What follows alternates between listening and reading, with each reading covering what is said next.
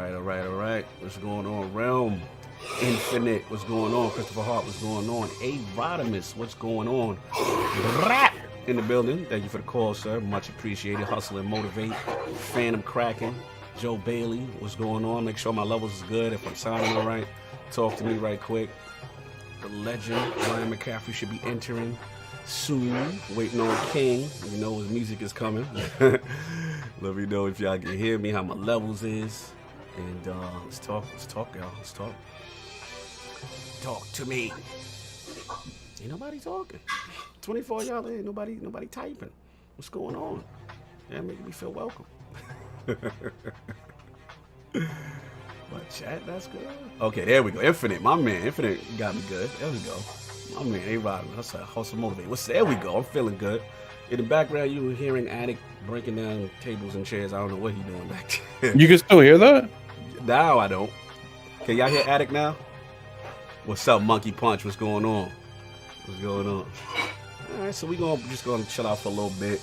The legend himself, RyanMccaffrey, will be joining us very soon, and King will be arriving soon. And you know how he do with his theme song. So I'm gonna mute, chill, and we will be back. Big Mad Mo, what's going on? Yeah, don't the Infinite sound like he's doing the dishes, right? I told you, Addict, you sound like you doing the dishes, bro. Anyway, yo, good looking out, y'all. Appreciate it. We'll talk to y'all in a bit.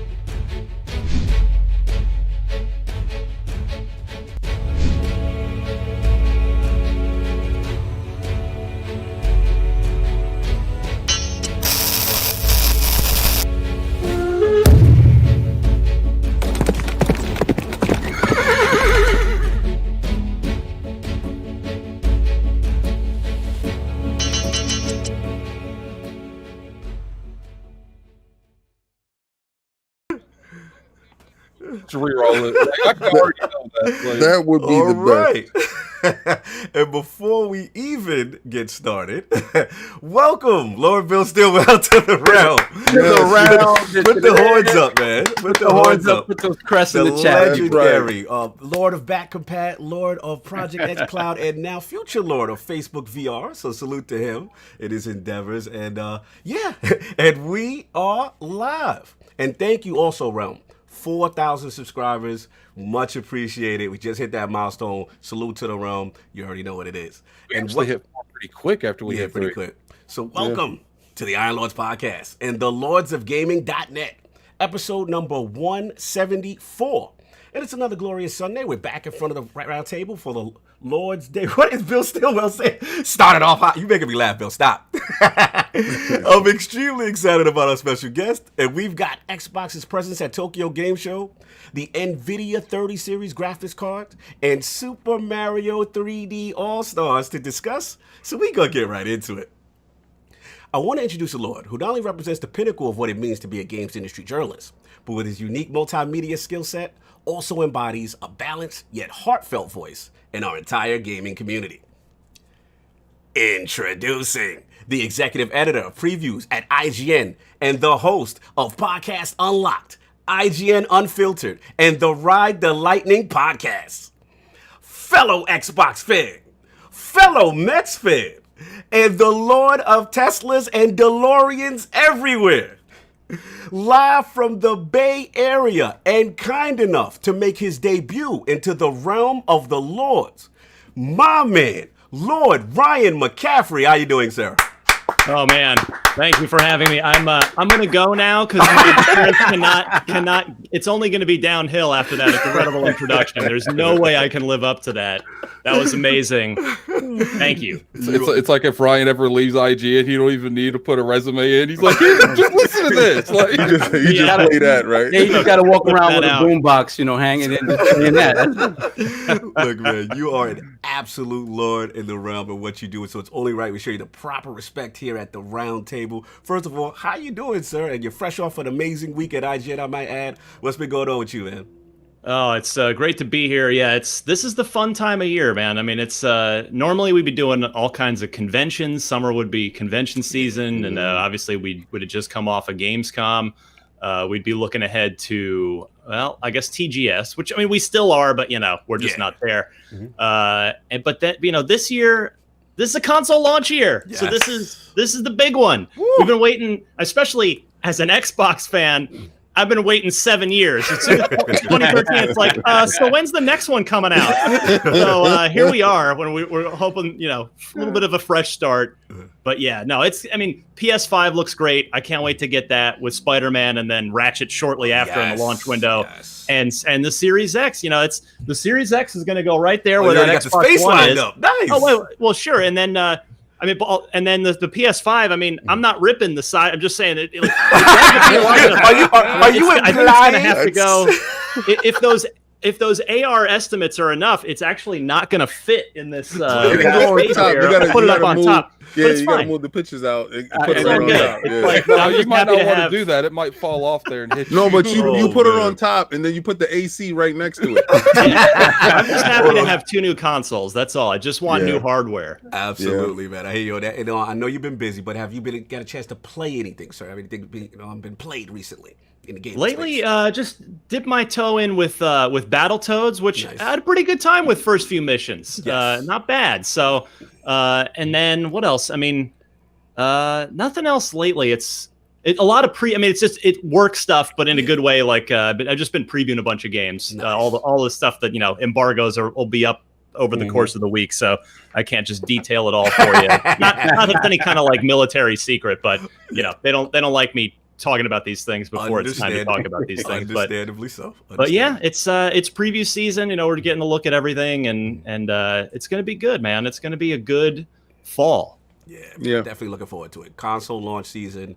Absolutely impressive. Lord Sav, you want to get that super chat before we get into our intro? Of course, we have Lord Snaldo with the $5 super chat. Welcome, fam. How you all doing? Keep up the good work, ILP and LOGNET team. Oh, Yes, salute. right. Much appreciate Lord's Gaming. He's doing a ton of work too, man. Yeah, he really I wanted to let him know that I've been appreciating all the hard work that he's been putting in. Absolutely. Also want to salute. I see the chat. MC Fixer, Lord MC Fixer. Salute, man. You did fantastic with Ryan, man. I caught that. Love the passion. He was a blast. Yeah, he was great. He was great, man. So salute to him. So, oh wow, they're coming in right now. Squirrely Dan.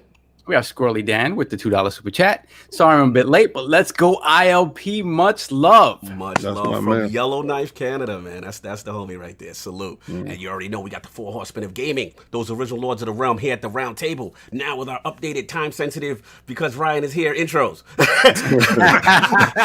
My co-host with the co-host. My brother from another mother. The difficult game conqueror. Lord of reviews and the how of the young wolf. My man, Lord Addict, how we doing, sir? I'm doing great. Look, I ended up playing Wasteland 3 till like 6 in the morning. Nice. And I'm surprised I have this much energy, which is probably fake. So we'll continue going on and see how that goes. Nice. So. Jonathan beat through time on you right quick, so I got to do it as a joke. Time! Wow. Do the time emoji on you real quick. Right. So that's been it. And of course, we have our most technical gaming lord, the solo gamer who lives for the single player selfish experience, and also the Sostradamus, Mr. Offline Profile Illuminati and Lord Patreon of the Iron Bank. My man, Lord Sovereign, how we doing, sir? I am doing fantastic. I got 10 hours of sleep last night. Oh, you rested. Oh, you rested. You must not have children. Fresh. No, there you go. I got 10 in preparation of only getting 4 for the foreseeable future. So, my Saturdays, those are my sleep nights. But You can get 10 hours of sleep? Yeah. rarely. That's only on Saturday. Only On on Sunday, Saturday. he's done. I'm done. He's going to be The rest happy of the next week. week, though. Yeah, I know. Anything you've been playing, sir? Yeah, actually, I went ahead and I had a hole burning in my Microsoft wallet, and I said, let me get Tony Hawk's Pro Skater 1 and 2. Wow. And wow, man. They Really? Wow. It's really like that? Really? How many times have you purchased that game? Really? I know on the only real. twice. Only twice. On the real, I've been look, man. If I could buy Resident Evil 4 18 times, I could buy Tony Hawk twice. There you go. So have you enjoyed the experience, sir? It's been good? Yeah, it's fantastic. Just to see it running smoothly. They added just the lighting effects. Just to see that game updated properly is kind of fantastic. I was never the greatest at it before, but honestly, the extra frames help. No doubt. And of course, we have the Incredible Hulk of this, aka the XS Gamer. Ooh. The Lord of Combat Sports, King of the Statues, who demands nothing less than that premium experience. It is the leader of the Fraud Alert movement. Ooh. Beloved Lord King, how are we doing, sir? We're doing fantastic. Ryan is in the round. Woo! Hold on. Turn me around. Let me see that Flash now. Turn the beat around. Oh Talk man, about I your was about amazing to, man cave for a second. Yeah. That you're in down there. That is something else. I am impressed. there for a second. Thank you. I thought Mario was absent, but then I see him on Oh, you the found Mario, right? Where's Mario? He's at the bottom right. Oh my God! So that's another inside And you joke. can only see his head. What is going on with you? In King's Man Cave, we have to play a game of Where's Mario, and he moves around. Or Mario moves on his side. One day he's gonna have him on that rotating thing that flashes on. Tremendous Flash KOS, sir. Tremendous. If you didn't see the KOS that's up right now, please go check it out. It's a heartfelt KOS. It's about my imaginary friend who passed away. Yes. And just check it out. This week, what I've been playing, Captain Game Pass has been in his bag. Put the Game Pass up for you. I'm especially happy for Drake's Hollow. Yes. I saw that game on the floor at PAX East. I had to run to it. We had to get the interview, and I'm so happy that we got the interview with the developer. Yeah. We got it up. To go to LOGNET right now to go check that out. Yes, please. Also, okay, Addict, I'm gonna bust you upside your head. What? I put inside that Wasteland 3 Oh my God. You were definitely right. It's definitely on steroids. And I was just like, okay, I got to respect the game. I wasn't respecting the game in the beginning. So after the first four times that I died, I said, okay, we're going to have to respect this game and we're going to have to take it easy. So definitely something to get into, something to, to peel back the layers of the onion. Right. Also, Resident Evil dropped, so I just stopped playing it in VR because my heart can't take it. My heart cannot take it. It's a bit much. It's a bit much. Yeah, it's real. So I'm playing it on my X right now, and also the last one I've dropped. Where is it at? It's Spirit. Spiritfarer. Yes. Yeah, Spiritfarer. Yes. I just downloaded it and I was gonna play it this morning, but I was like, let me get some proper sleep before Ryan gets on because I definitely want to be completely coherent here. So I said I'll definitely play it later on today. But a lot of recommendations for that game, so I'm gonna definitely check it out. Salute, Lord King. Again, catch that KOS if you're the king of the statues. If you have not missed it, great Flash introduction. And of course, we have the gaming ninja himself, the Shinobi, LordCognito, spreading that realness in the realm of the IOP, not telling you what you want to hear, but what you need to hear. Great last word on Friday. Who's breaking dishes? Somebody's breaking dishes. Anyway, great last It's not me. Thank you. Someone's doing something. Shout out to Squirrely Dan, though. You want to get that real quick? Yeah, we have a few actually. Yeah, we have Dan Rodriguez from Seasoned Gaming with the $5. Seasoned Gaming. Prediction time. Ryan, which will be louder, the PS5 or your Tesla? Oh, God. We're already about to smoke. The car's real quiet. I will tell you that. So that might be a closer race than you think. Salute, Lords. Thanks for keeping me company on the ride home. Fantastic. Then we have my brother, Lord Kaibatsu, with the $2 super chat. Yeah. I can't believe he's awake. IOP with another week of bangers. Gotta love it. Oh, salute, sir. Man. Salute. And we have Squirrely Dan yet again with the $2 super chat. Welcome to the realm of the Lords, Ryan McCaffrey. Much love. Yeah, Thank man. you, kind of. Much love. So yeah, man. Again, so last word was on Friday. Shout out to Ebantis. We killed it. Had a young content creator. They bought it. My5, man. Really good. He's really growing out there. About 70K subs, but he's just comprehensive weapon review. Just really good. So good laughs. Check that up. It's on ILP. And for me, game wise, it's still I'm at the very end of Ghost of Tsushima. I'm just trying to get that finished up. The companion quests I'm really enjoying those, man. That Attic, y'all know about that crazy lady. I forgot her name, Lady Masako. Her storyline's crazy. You gotta watch. That's a great storyline. Check that out. But enough about me. We got someone else stuck in the back door. The Lord of Gaming.net editor himself, Lord Undead, Nicholas Downey. How we doing, sir? I am alive and well and recovering from my usual Saturday night hangover. Thank you, Canada represent. What's going on? So look, I'll set Undead up here real quick. The reason why he's here, then we'll get into business. Look, obviously proud of the original vision of lordsofgaming.net, myself, Lord Dizzy, obviously Undead, Lord Hyde, Lord Josh Redding, all the editorial team. Obviously in 2020, we just hit our 1-year-old birthday, so salute to that. And in some short time, we did some really cool things, man. Obviously got sourced by IGN, WCF Tech, Windows Central, and now recently to be accepted by Open Critic as a review aggregate is super, super humbling. So, but today we want to do something special on that, right? We got a little something special in the realm of lordsofgaming.net. So I'm gonna let you take it away and set up what we try to do. Yeah, so just as a little celebratory thing, we don't obviously share numbers and everything else, but year over year, Lords of Gaming, from when it started all the way back in 2019, we are on track currently. Last month we did 3 times what we did last year in traffic, and just this month alone, 6 days in, we are currently on track. We doubled what we did in 3 months in the past 5 days with the site. So really proud of all the people that contribute content and just all in all make a great team experience here at lordsofgaming.net. And as a salute, so to speak, we want to highlight some of our writers that do amazing work. It's an amazing team filled with many talented people. And we just, every month, we're going to be showcasing a certain writer who has done some particularly good work or has just been a huge part of the success of this team.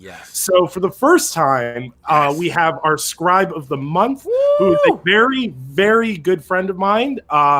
Mr. Jared Eden, who has been doing a fantastic job with our grounded coverage Oh my God, and our survival guides and everything else. He is a fantastic writer. He has done exceptional work for us over the past few weeks, and he's only going to get better as time goes on. So he's the official LOGNET scribe of the month. The inaugural, the first one ever. The first one. And it makes me so proud because this guy is someone I've worked with for 2.5 years across a handful of sites.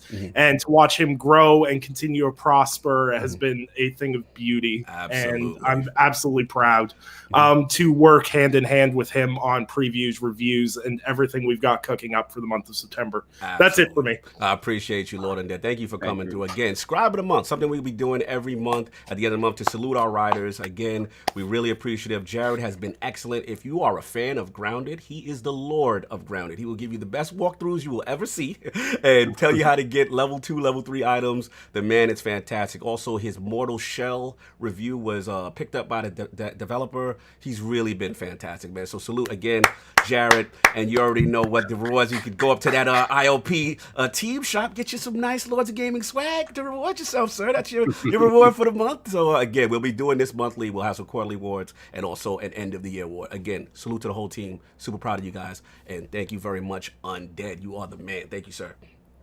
Have a great day, guys. All right, man. All right, take care, Undead. Saul, you want to get the super chats and then we roll in with Ryan? Oh, yes. Yeah, we got to catch up. We have the Black Spartan with the £1 super chat. Just say something, brother. Say something, please. Then we have Stitch with the $5 super chat. Switch to the bushes. My Tesla runs games better than that 720p handheld. Oh my God, the messiness. Oh my God. Messy. Wow. Oh my Lord. I think Ryan's laughing. I trying to keep it together.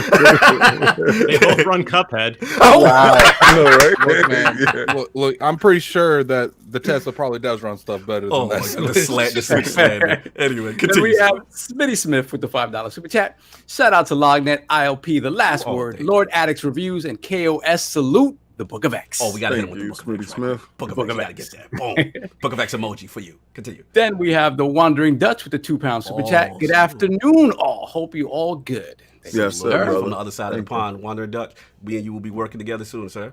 What else you got? Then we have JD Gamer with the $2 super chat. Good afternoon, good afternoon, good afternoon, ILP.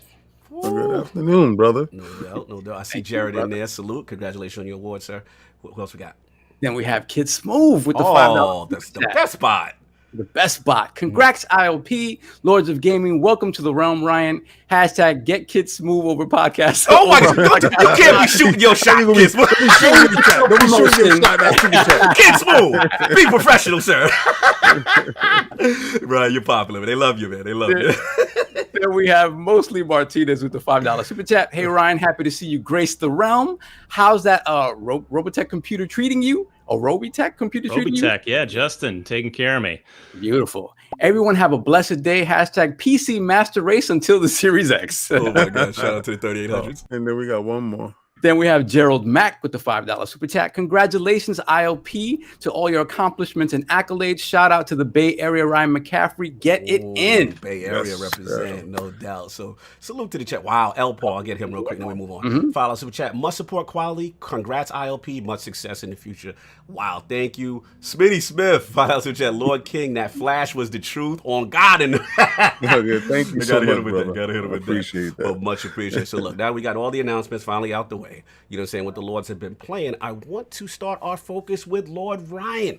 His video game system history, his journey into games journalism with the official Xbox Games magazine, and of course, what led him to become the executive editor of previews for IGN. So, Lord Ryan, let's start from the very beginning. What were some of the first video game systems you had? What got you into gaming? I'll tell you, it was, I don't know what friend, whose house it was at, but it was when I saw Super Mario Brothers. So I'm turning 40 in 2 weeks. So I'm the right age for the original Nintendo. And so at some point, yes, sir, at some point, I saw Super Mario Brothers and just started playing. I was like, this is amazing. Like, this is great. Video games are fantastic. Yeah, I don't remember ever playing an Atari or anything anywhere else. I certainly didn't have any video game systems. But yeah, Super Mario Brothers was my catalyst, my entry point into video games. And then from there, I'll tell you, it was I used my first communion money. Catholic kids know what's up. Oh yeah, shout out to Catholic kids. Yeah, to buy my own Nintendo. Wow. And, well, I would have been, I guess, I mean, I didn't get it right in 85, 86. It was more like 87, 88, somewhere right around there. And yeah, just started off with it. And my friends all were into video games too. I mean, nice. You know, the Nintendo was it for everybody, for all of us. You know what's kind of crazy, Ryan? Like, yeah, everyone at the beginning with those first couple consoles, like they remember getting it a couple years into the life of the system. And I'm thinking like that now. I'm like, I couldn't go like 3 days at now. Like 2 or 3 years back then. Oh, yeah. That's how addiction works. You can't last long without it. You need that new fix. You got something better? Okay, get it right in these veins. Let's go. Oh yeah, baby. You know. Series X, PS5, straight into my veins. Hook it up. But, real quick, we have a special super chat for you. Oh, shout out to the legendary, the Great Wall himself, Bill Stillwell. Tell us super chat. Ryan is easily the second best guest ever on ILP. Who am I kidding? He's number one, but I got the jersey. Oh my God. Salute. That is super petty. Salute. Yeah, he's one of the few, right, that has got that legendary ILP jersey right there. So salute to the Great Wall himself. I love Bill. Bill's a dear friend, man. Yeah, he's a great person. Yes, but continue your journey. I just had to ask you, which NES? Was it the light gun one? Was it the Rob one? Was it the it was the Super Mario Brothers Duck Hunt combo cart. Yeah. Okay. Yeah, that was which I feel like that was probably most people had that, right? Because that was, I don't know, I guess they weren't offering that in the beginning before I knew about it, but I feel like that was, I don't know, at least everybody that I knew, that was the one you got. Absolutely. Was the Mario Brothers Duck Hunt combo cartridge. And then but it's like, I don't know about any of you guys, but it was, Duck Hunt was like just the other game. Yes. I did play Are Duck you Hunt, calling Duck Hunt Crackdown? Oh, behave. It was like it's same thing like with the Master System. It was hang on, and then you had Safari Hunt, right? And then I mean, at that point, would you say, Ryan? I felt it was more of a tool to showcase the light gun more than anything, as opposed to like what do you think? Yeah, I never. Of course, you don't think about it that way as a kid, but yeah, I guess I don't know. Like I don't know. Maybe. I guess I never really thought about it, so that's a good question. I guess thinking about it now, I would imagine Nintendo was thinking about it like, oh, this will be like translating the arcade experience into the home, because of course arcade gaming was the only way to really game until. I mean, yes, there was the Atari and all that, but that was, arcades were the primary vehicle for video games. So yeah, you put in a light gun game in there, and that makes it seem like, oh, okay, yeah, that's like the arcade experience at home. So it was the best one for me because I got the whole big package. I got Rob the Robot. For no reason. Nice. Rob, he only worked like one time. And when he did it, I was like, okay, Rob, you're done. Showed it to my friends like, Showtime, Rob. Yeah. All I have to say is you guys might as well be speaking another language. I have no clue Ryan, let's any give of you you context. guys. This is the Lord Alex, one of our younger lords. This is before his time, friends. So we were talking OG talk with us. Know your history, son. Thank you. You don't need to be enabling them. Okay, Ryan. He has to do his history. So we're gonna start age shaming now. So from there, right? It was NES. Now, did you stay in the console space? Did you? Oh yeah, for a while. Okay. So, my family was as middle class as it got, and I only say that as to preface what I'm about to say with where I went next with games. So it was, I ended up owning a lot of the systems, but only ever one at a time. I never had, because I always had to trade in one to get the next one. Yes. But as that addiction got deeper, it's funny. My best friend Robert and I, we bucked the trend. We decided, you know what? I don't know. We'd been reading EGM. We decided. Decided to go with the TurboGrafx 16 as our next move. Yo, you know what? First of all, King is loving you now. Let me say, you all. I'm sorry, Bill. I'm sorry, Bill. I'm sorry, Bill. Wait, hold on. You can't slant. Bill we got 3DO love with Bill. Come on. Yeah, I know. Yeah, we do. But I know We TurboGrafx should be. But I was the only person with a TurboGrafx 16, Yeah, and he just said he went from a Nintendo to a Turbo. TurboGrafx 16. Oh, if you show it, That don't do it. That don't be a legend out here. He's showing I it. thought I he got my bought mini. it. I got the mini. I got my Woo! mini. Which, by the Don't- way, is fantastic. They did a great job on this. Yes. Salute to the mini. It's okay, Bill. I still love you. I have no clue what they're talking about. You didn't even have 3DO, sir. Yo, Continue. Ryan. Okay, to hell with what they gonna say, right? Tell them what it was like when you put on the Keith Courage. Dude, that game was awesome, especially when you you transformed into the suit. Like you got the little Voltron. that game was cool. Yes. That was a good game. That was an underrated pack-in game right there. Keith Courage in the Alpha Zones. Courage in the Alpha Zones. What? That was good stuff. Legendary Axe. Legendary Axe. There were a lot of great. Ninja Bonk's Scroll. Adventure, of course, was These there. sound Mario. These sound like rated C movies. You guys are talking about right now. every 1980s, early 1990s video game title sounds like that. That's it's not just TurboGrafx. Every Nintendo game's like that too. But Let him roll. I'll tell you. So, and then and my buddy Robert, his family were a little more well-to-do. So Robert at one point got for his birthday, like I guess the next year, maybe it would have been. After we each got the TurboGrafx 16, he got the CD-ROM attachment, which at the time, as I recall it, pardon me if I'm just this old and foggy memory, I think it was $300. It was like 19, which in 2020 money, that's probably like a $400 or $500 CD-ROM add-on, man. It was no joke to get that thing, but there had never been a CD-ROM add-on for a game console before, and this. You have to have lived it to understand the difference between just out of curiosity, because I don't know anything about whatever you guys are talking about. So you're talking about like you bought something that's like $300 to $400 just to add on to it was an attachment. Again, my best friend did. I did not have that kind of friend. So it was like the equivalent of like buying the PS4 VR today. Like in a way. Like more expensive than that, I would say. It was It was like buying a Series X to add on to Xbox One X. Good analogy. But Ryan, definitely, it was absolutely a must-have item for the TurboGrafx. There were so many good CD games. Yeah. When you went over his house, what was the first game? Because in my head, I know what the game is, but say it. Ease. Exactly right. Oh wow! East Book 1 and 2 was the music. That game. Okay, so I'm glad you brought this up.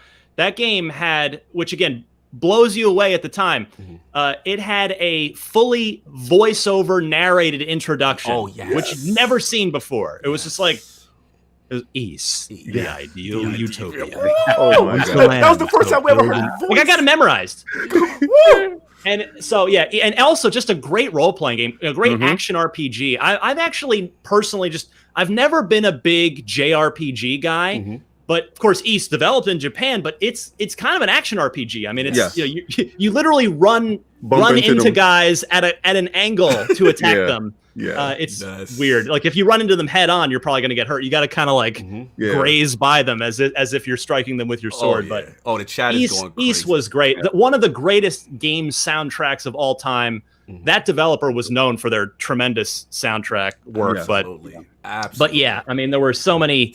Anyway, so I didn't have, so I had to live vicariously through my best friend Robert at his house. Yeah, that's but we stayed up. I remember when he got it, we stayed up all night playing East Book 1 and 2. That game was incredible. But then eventually I moved on to, I traded that in and got, I can't remember, I think Genesis was next. Went to Genesis. Of course, killer sports games. Yes, the best. The EA sports games were better on the Genesis than they were on the Super NES. Lakers versus Celtics, man. PGA. Absolutely. I think one of the things that I envy about when you guys grew up is like right now in the generation our group's like neither Nintendo, PlayStation, or Xbox. At least you guys got we got the Genesis here, and then we got some other system I ain't never heard of. Because it was a different time. Like it was less fanboy. I mean, there were some moments, obviously, the Genesis does and all that stuff. But the reality is, it was kind of like what Ryan said, where it's like if you didn't have it, your friend had it, so you went over your friend's house to go check out the other experience. You know what I'm saying? So King was that for us. Like it just it was just a all that time. stuff right that now. You're saying, it's like music to my ears because every time I hear somebody tell a history, it's either Super Nintendo or Genesis. Yeah, you're right. Super Nintendo or Genesis. Ryan's you know, first. I was that Neo Geo Turbo Graphics out of the box dude, but the Turbo Graphics, when I put on that CD, it was mind blowing for me. Like Lords of Thunder, Gates of Thunder, that stuff like that. That stuff. Yeah, it was just you know, it was those games all over the world. Wait, did you just say you had a Neo Geo? You had the you had the cash for a Neo Geo? Oh, this is that is impressive. Oh. No, I mean have you not? No, let me ask you, Ryan. Have you not seen what's behind him? Well, I mean, hey, it's I don't know how you grow up versus how you are now.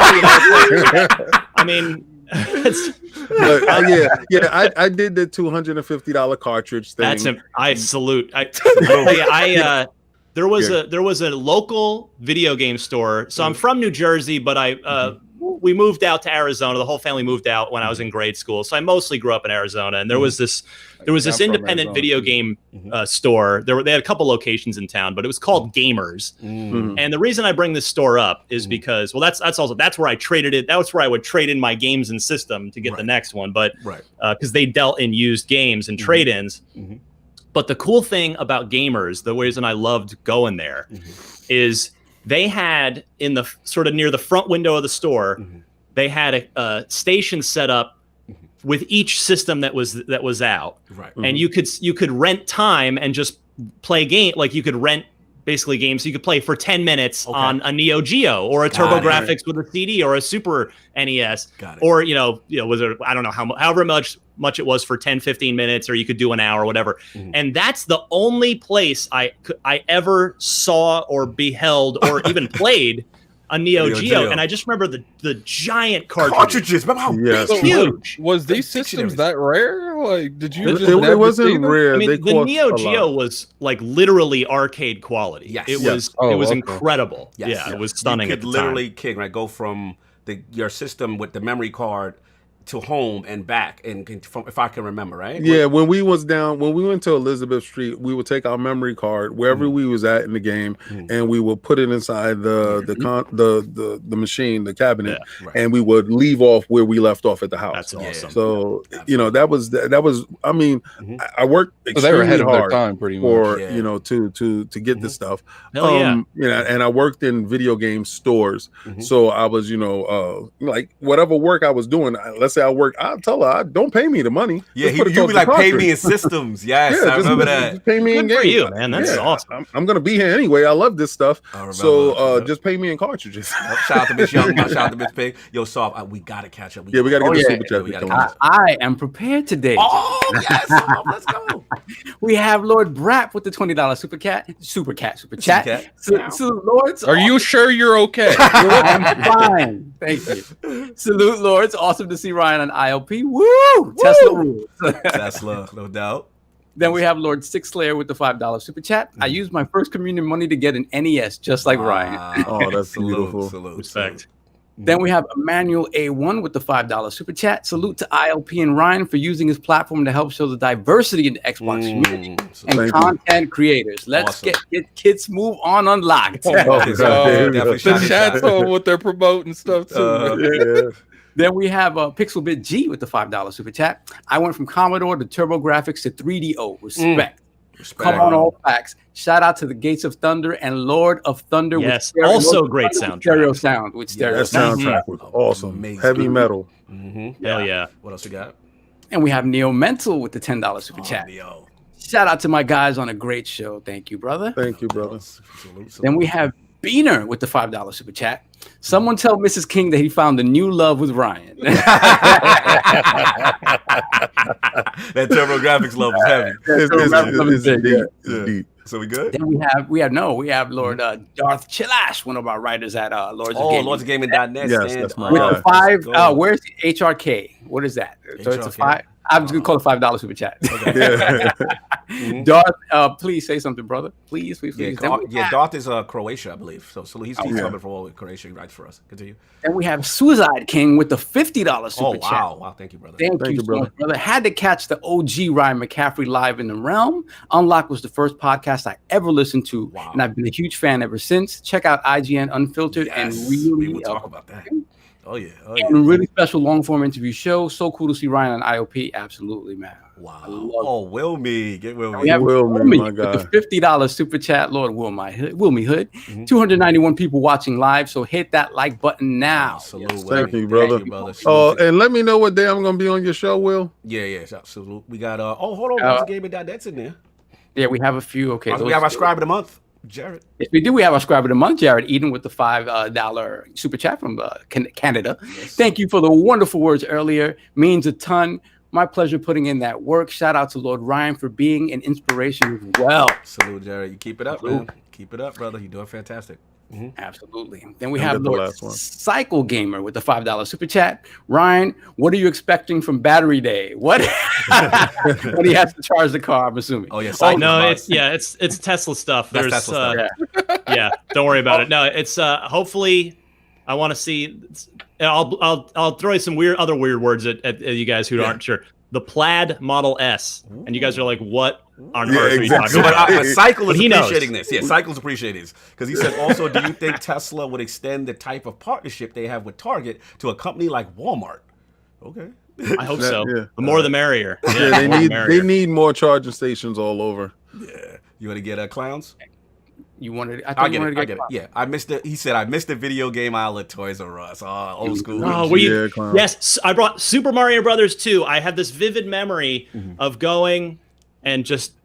It was they had it at the very beginning of the aisle, and you take the paper ticket out of the plastic sleeve, and then you take it to the locked security counter. And then they'd hand you your game. Bro. Man, those were memories. What's funny is like I had like the back end memories for Toys R Us. Like it wasn't for like gaming stuff because I used to play Yu-Gi-Oh! And they used to always have tournaments with Toys R Us. So but I never bought games really there. I just took what I won from there and bought stuff. Yeah, but that's a classic, man. You want to go continue some? We gotta finish up. We got to knock these out. So we listen. Ryan's only here for 90 minutes. Yeah, kill us. Please, y'all. You have JD Gamer with the $5 super chat. Ryan, we know you went from Nintendo to TurboGrafx 16, but where did you go from there? Please tell me you took some time to enjoy the Sega Saturn. If the super chats would stop coming in the way they we can tell the story. Gamer Forte, follows which have your afternoon, Lord. Glad to see Ryan on the show. Love everything you guys do. Salute Gaming Forte. Yeah, we have Stitch with the $5 chat, not hitting that like until Attic puts his uniform on. No, we're not doing that today in front of company. we have Lord just have to hit that dislike button this week. Then we have Lord Brat once again with the $5 super chat. Ryan loved the OXM demo disc. The Ninja Gaiden demo disc was fire. All right, so we're all let's go. Caught up. We got to move on. Thank you, Lord. You guys are super appreciative. So look, we got that. You moved on. You went and then you turbo, and you kept on. Now, did you ever touch PC, or that was kind of it? Genesis. Yeah, that's Genesis. So Genesis. I'm sorry. Yeah, I'll fast forward because it's otherwise we'll be here all day. All day, yeah. And then, at some point, whether it was I got tired of the Genesis or what, again, traded that and all the games, traded it all in, and saved up some allowance money or whatever it was. And then I did cross over and do the Super Nintendo. So, which again, I mean, at some point I'd played it, and a different friend had it, so I'd played Super Mario World and Pilot Wings and all that stuff. Nice. But in fact, I remember renting when the Super Nintendo first came out. Did like an all-nighter, like a sleepover party at a bunch of us at a friend's house. We rented the console from Blockbuster. When you could rent systems. Yes. Yeah. With Super Mario World and Pilot Wings, and so Ryan, good memories there. But eventually, I did move on to the Super Nintendo. Nice. That was that mode 7 glorious for Pilot Wings. Exactly. Yeah, that was good stuff, man. Absolutely. And then from there, I think that then at that point I would have I got the Turbo Duo, which King knows what's up. So then I finally had my own. That was when they basically did the TurboGrafx with the CD-ROM, but there was a super CD. There was like a 3.0 update version, and just all into one sleek unit. And then I had that. So I was back in the TurboGrafx realm for a while before making one final console stop, at least for a long time, Which was? the Atari Jaguar. You did it? What? Yes. No. One. The There toilet was bowl. one great game. The bidet. One great game. Alien versus Predator. Alien versus Predator. Yeah. 3 campaigns. You could play as the alien, play as the Marines, play as the Predator. That game was creepy as hell. It had no soundtrack. Yes. It was just silent. It was That and the is- sound, and so it was just that was. I mean, I don't know in hindsight how I played it on that weird controller that had like this keypad at the bottom, and I don't know how the heck I played it, but you know that was before I ever knew mouse and keyboard or twin thumbsticks. So Salute yeah, to that the was Jaguar. short-lived, and then from there, just to end this story is again. That was, you got to remember this era. So now we're at about 1993, 94. 2 years after I was born. And in the early 90s, not every household had a computer. They were still $3,000+ things. It was not everybody had one yet. This is right when people were just starting to get computers in their homes.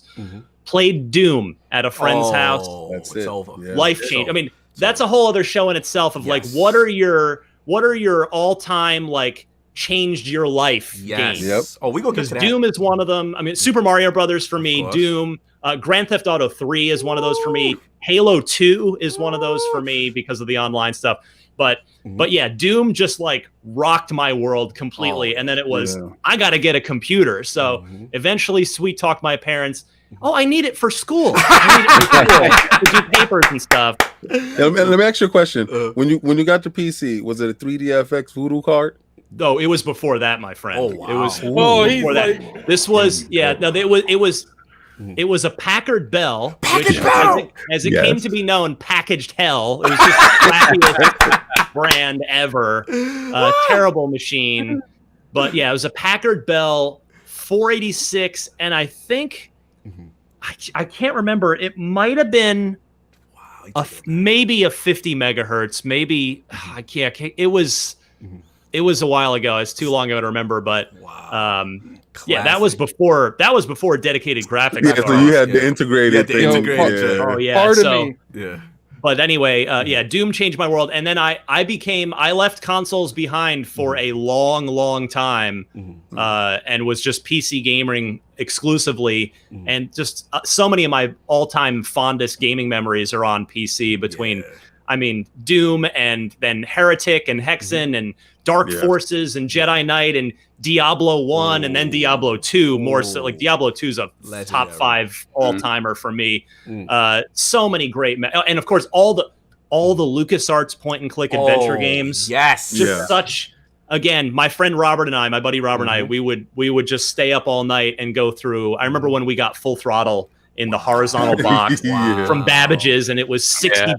That was like when, remember, that was back when Babbage's would get games before the big box retailers, because video games weren't this ubiquitous. Like, companies didn't understand how lucrative and popular video games were, and so you had these dedicated video game shops and malls like a Babbage's, like a Software, etc., that would get the games first before the Toys R Us's and the you know the Kmart's and the what have yous would get them. So if you wanted that game first, you'd go to Babbage's. And it was more money. It was $60 for some of those new releases.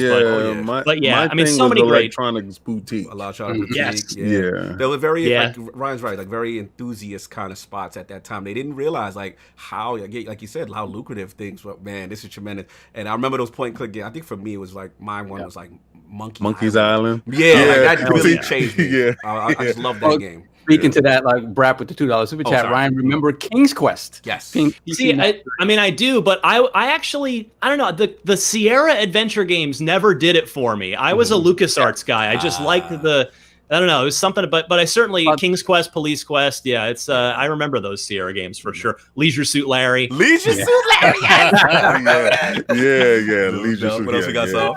We have a Neo Mental with the $5 super chat. I'm sorry, but Ryan is out here stealing my life's experiences right now.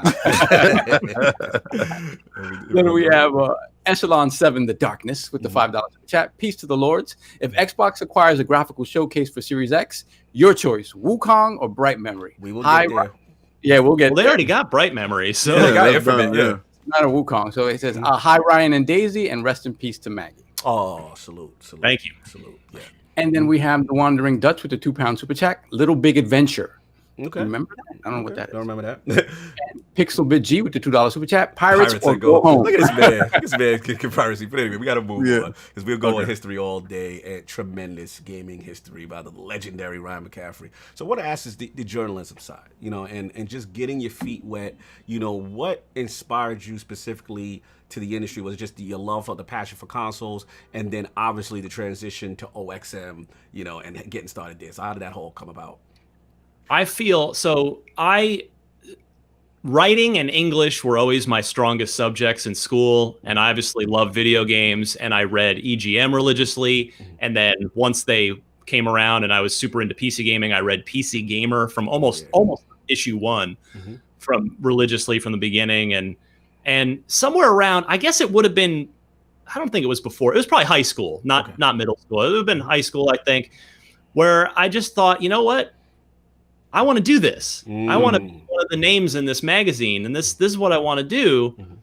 And so I consider myself very fortunate to have known early exactly what I wanted to do. Because it's a lot of friends, a lot of people, they're still figuring themselves out in high school and certainly in college and even beyond. And there's nothing wrong with that. You're figuring out what you want to do, who you want to be. I feel fortunate that I was able to focus because I had that dream in mind. I knew what I wanted to do. Right. And so I went to Arizona State, which, big party school reputation, but they had a great journalism program, the Walter Cronkite School of Journalism. Wow. So I went there just, again, with this laser focus in mind. And I knew, all right, I got to dominate this as much as I can. And when I get out of here, that'll give me my best chance of fulfilling this dream and Awesome. becoming somebody who writes about games for a living. So, I treated college, which I have a few little regrets over. I just took it. It was a job to me. Yeah, super razor focused, super serious. I didn't go to a single football game. I wish I had taken more advantage in hindsight. This is, not to turn this into an armchair therapy session. No, you good. Yeah, I wish I'd taken a little bit more advantage of the college experience, because really, once that's over, you don't really get that back. It's those are your time. That's your time. But at the same point, I can't say that I am that mad about it, because I accomplished my goal. Exactly. It made you who you are. It transformed you. It got me where I wanted to go. And when I graduated, I just started. As soon as I graduated, I sent out a cover letter and a resume to every game magazine and website that I could think of. Just gonna blast it out there. And I'm saying, and I had a couple little nibbles here and there. But one day, Official Xbox magazine writes back and says, "You know what? We've got an opening. Why don't you send some writing samples?" So I went to the newsstand, I went to the grocery store, and I bought Official Xbox magazine for the first time.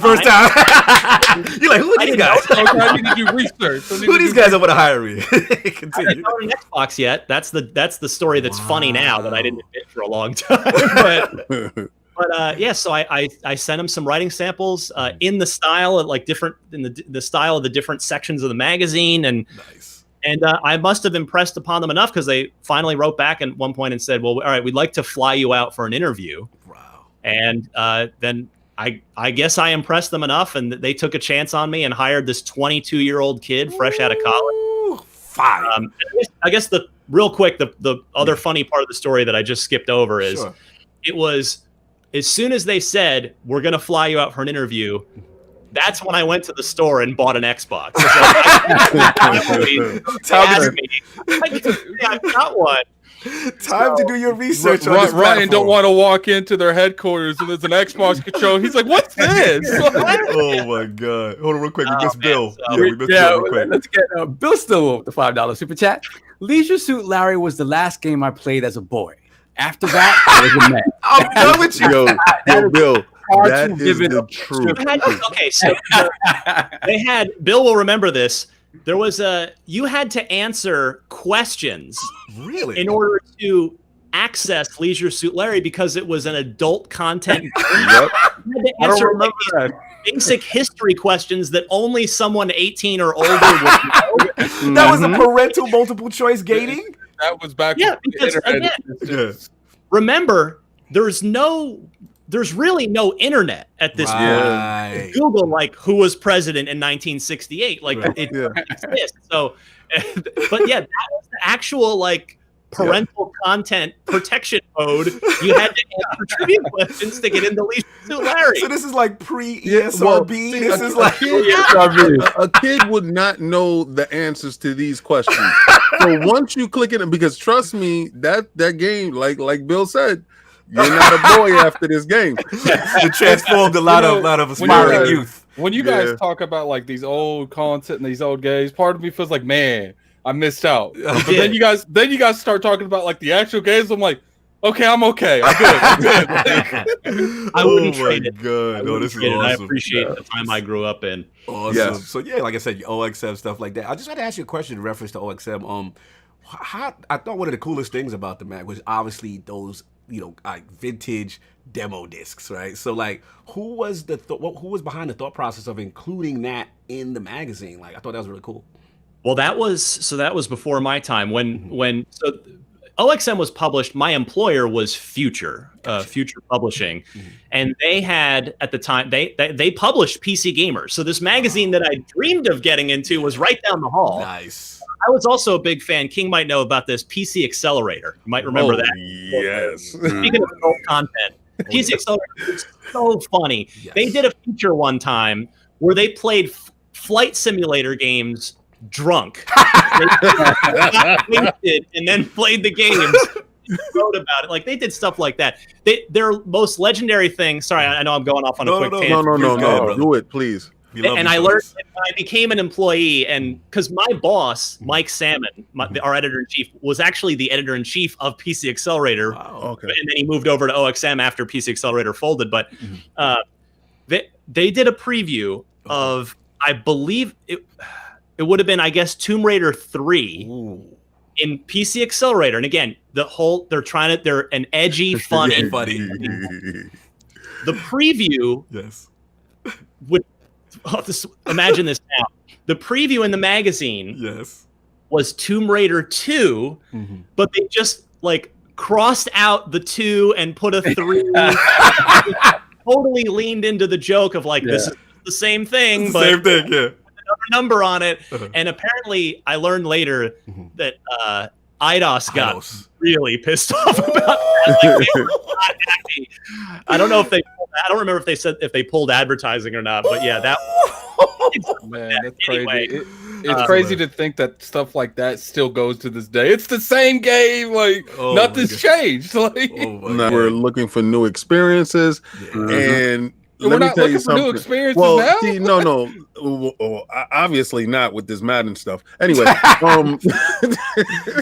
but what we were looking for, like I said, was new experiences, new horizons, and stuff like that. So if you didn't push the boundaries, a lot of these editors will hold your feet to the fire, and they really didn't care at that point in time. So you would be able to get these magazines because, trust me, these magazines stake their claim on being reputable. Yeah. When we picked up an EGM or we picked up a Game Informer or these magazines and we read them, we believed exactly what they were saying, and we purchased on that because we didn't have a try stuff out like Game Pass and stuff. Yeah. I mean, so you guys were definitely our first line of defense. Yeah. When you guys were to finish answering the question about the demo disc real quick.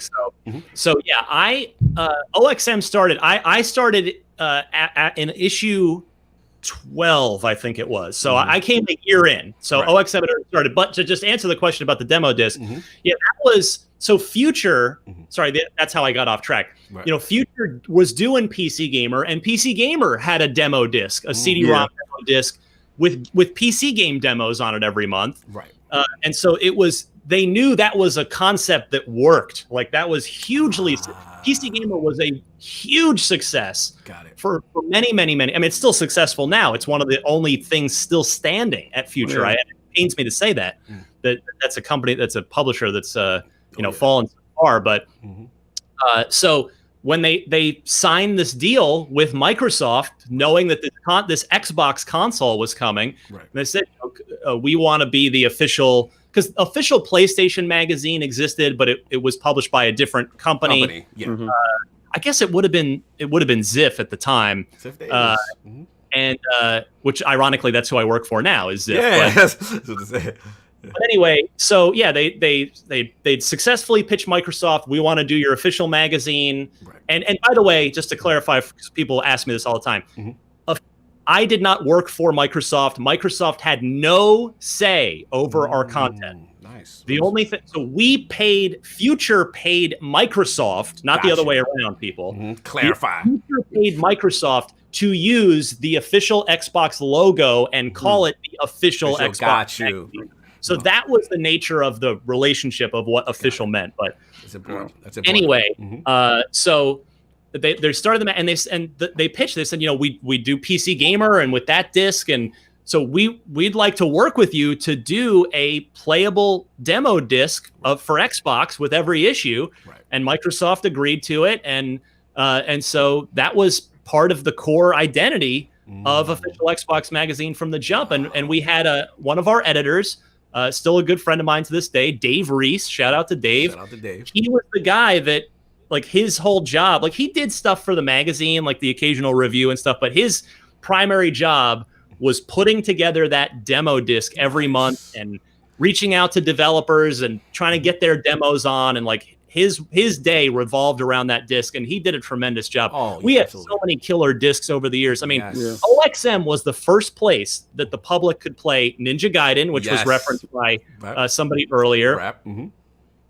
Splinter Cell Chaos Theory. I remember we had the Lighthouse mission 1. That was the first place you could play Chaos Theory. In fact, the original Splinter Cell, that was OXM was the first place that the public could play that. Because again, there was no marketplace. There was no digital marketplace. You couldn't download no demo. To be honest, that's where the disc came from, and that's sort of what it was. There was a famous penny arcade, well, famous to us, that always stung. I mean, I've met Jerry and Mike, and I've talked to them, and they're nice guys. I have no beef with them. There was a penny arcade one many years ago that definitely hurt, which was the joke was they like got OXM and they were super excited. They were like, yeah, super excited. And then you see the third panel, they're throwing the magazine in the trash. We had magazine wars. I saw that one, and because a lot of people would say they were only getting it for the demo disc, and that's not true actually, because the articles inside was definitely great stuff. So that's not true. I remember that. I'll tell you, we had a great team. I am so grateful to have gotten to spend my 20s at OXM, which was also the first 10 years of my career. Awesome. Like that team, Mike and Frank and Fran and Tom and Julianne and just everybody on the team, like Dave. We had such a great crew. It was, I mean, that doesn't exist anymore. And really, because everything, like the world has changed and the world's moved on and social media has changed everything. And I'm so grateful but we were a great team and we were really talented. And I'll tell you this, we loved Xbox. It was not a job. It was not like, oh, well, okay, we work for this publishing company and I guess, all right, we'll do the Xbox thing since that's what, like, no, we all ate, slept, and breathed Xbox. We all loved it dearly. I mean, Frank O'Connor wrote a cover story on Halo 2 that was full of so much passion and enthusiasm and smart writing and brilliant writing, and that he got hired. Yeah. You remember, Frank was one of the first community managers. He was he got hired by Bungie, and of course he still works on Halo today. He's stuck, he left Bungie and went to he stayed with Halo and went to 343. So it's awesome. We love the platform. And I'll tell you one other quick thing. We took so much pride in, I mean, you couldn't do this now because of the fact that there are literally like 10 plus games a day that come out through ID at Xbox. Absolutely. But we took a lot of pride. We covered everything on the Xbox. Wow. We covered everything. We knew we just, if you asked any game, we're like, yep, played that. We could tell you about, it's impossible now because for the volume, the sheer volume now would be, there's too much, but and that's not a bad thing. Right. I'm not saying that's a bad thing. I'm just saying the times have changed. But yeah, Splinter Cell that we never got a chance to play. Remember that one Splinter Cell? The early build of Conviction. Yeah. Did you get a chance to play that one? No, I did not. There were games. I mean, I have stories like that, but not of the. You're talking about the Hobo Sam version. The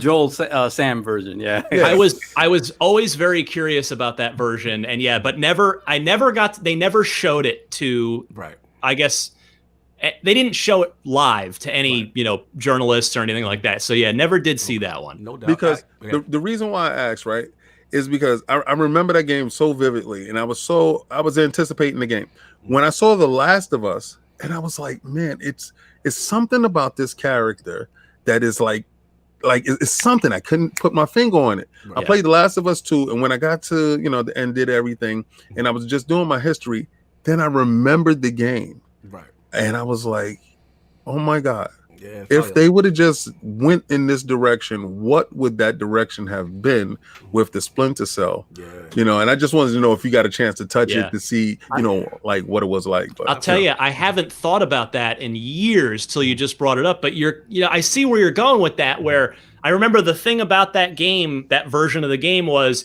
you were going to like pick up chairs and objects in the environment to like throw them at guys and distract. And you were going to blend into crowds and stuff. And obviously it didn't have, zombies or zombie like creatures in it.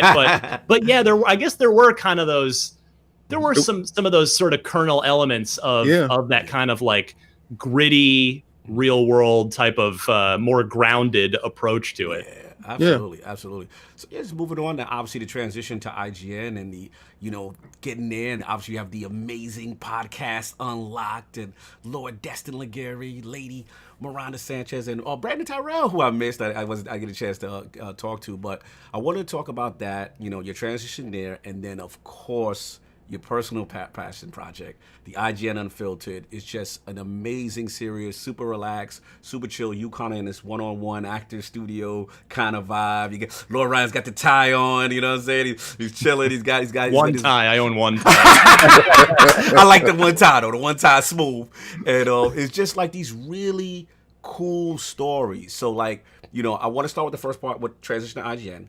Obviously, podcast Unlocked, and then the third would be IGN Unfiltered, because I want to know what are some also the experiences you got by doing and things you may have learned doing these things. So let's start from those. Sure. Yeah. So there unfortunately, of course, the future itself, future publishing, the writing was on the wall. Things were not going well. Everybody knew that magazines were dying. Gotcha. And so.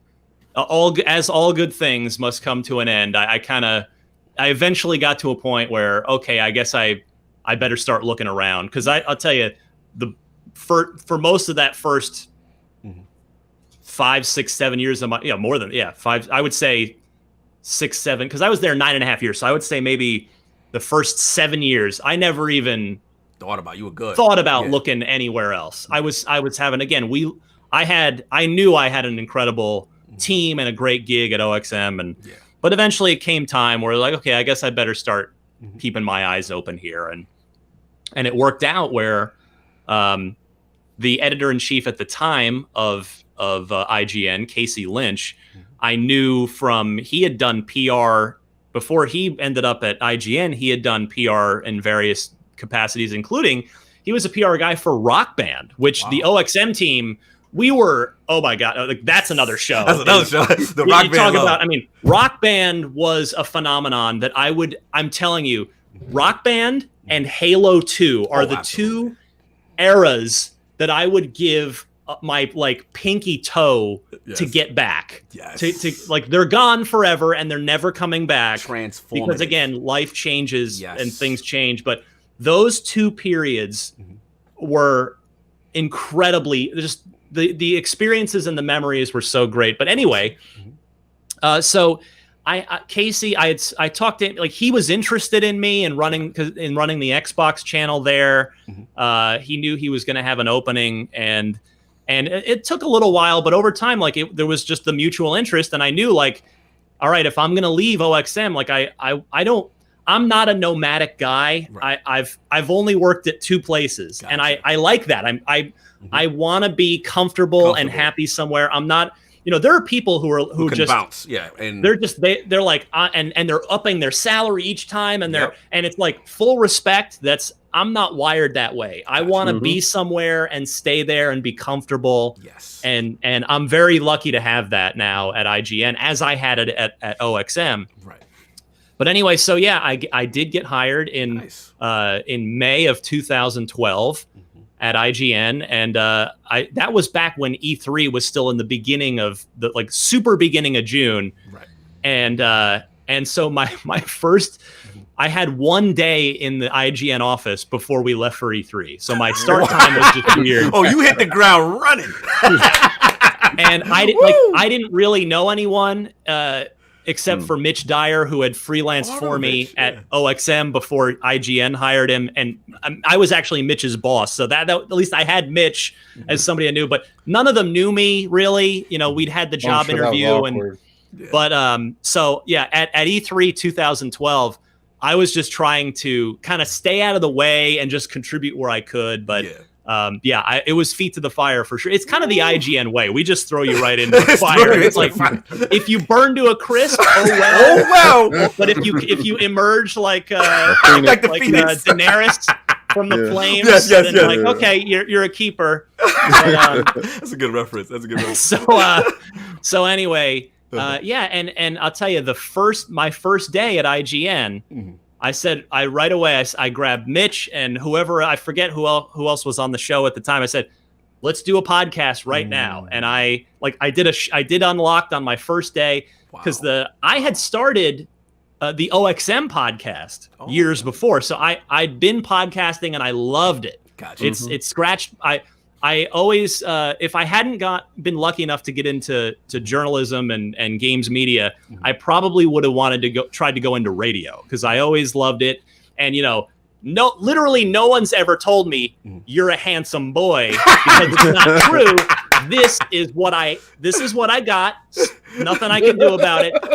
But I used to hear a lot, wow, you've got a great voice. You've got a great radio. So that was the gift that God gave me. I didn't get the face, but I did get the voice.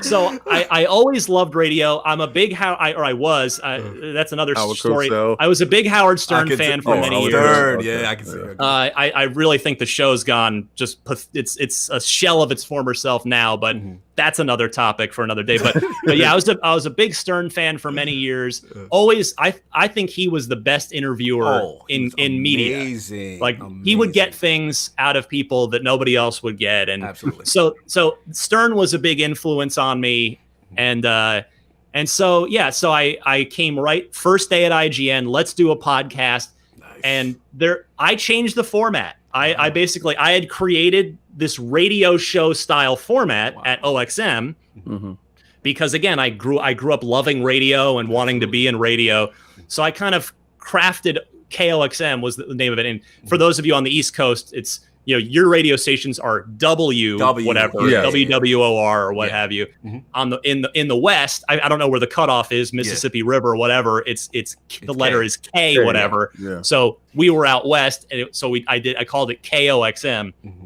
But anyway, so I purposely wanted it to sound like a radio show. Gotcha. And when I got to IGN, I said, all right, I'm gonna do this on Unlocked, and the format before I got there was basically like it was kind of the equivalent of like four guys with beers Yeah. around a card table, just like playing cards and Yep, you know, super chill. talking smack. And a lot of people love that. So I got a lot of hate mail for a while, like because there was no, like, I ripped the Band-Aid off. It was just like, I'm not doing it this way. Right. And there were a lot of people like, get rid of this guy. He's horrible. How dare he? Like, I get it, right? Like, if you like something and somebody comes in and just change it, and suddenly it's changed.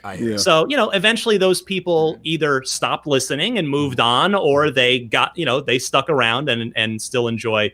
So it's fine. So yeah, I've been doing Unlocked since day one that I got to IGN, and then yeah, I put together. It was E3. Well, it was before I started. I would say the end of 2014. Okay. The end of 2014, I had this idea. It's like, what I want, like, it would be really cool to interview the different heads of Xbox from different eras I got to stop together right now. at the same time. Go ahead. I got to stop you right now because you literally transitioned into what I was just about, and you framed it perfect. So what I got it. This is, in my opinion, one of the magic moments of Lord Ryan McCaffrey. Right. This is, if it comes to my Mount Rushmore of podcast moments, that was it Podcast Unlocked 201, I believe. Right. Correct. Yes, sir. Okay. You had 3 generations of Xbox leadership. Lord Seamus Blackley, you know what I'm saying? Yes. My personal favorite. Lord Peter Moore, the legendary. And then, of course, who we call Xbox only begotten son affectionately, Phil Dominus Maximus Spencer, soon to be Aurelius. Thank you. Anyway, go ahead. Thank you for correcting me. I'm You knew he was going to. I knew he was going to do it. I knew he was going to do it. You know I'm going to say his name. We got to throw the Phil properly. Dominus up in the chat right quick. We got to throw the Phil up. So here's the thing. Like, you had 3 generations of Xbox leadership. The interview was absolutely superb. You've got so many gems and jewels and stories and trials and tribulations of each going through the process of leadership. One in particular, Peter Moore's story, what he called the Tylenol moment, as far as the red ring of death and having to go to Steve Ballmer and have that conversation. Get the $1 billion. Yep. Right. Seamus, you know, the fight to make Xbox relevant, believable, you know, the clowning and things like that. And obviously, Phil, the young gun at the time, you know what I'm saying? Changing the culture around. So, like, my thing for you is, like, is that your, because it's my moment, but I want to know for you professionally, is that your moment as far as podcasting pinnacle? Oh, yeah. It's not close.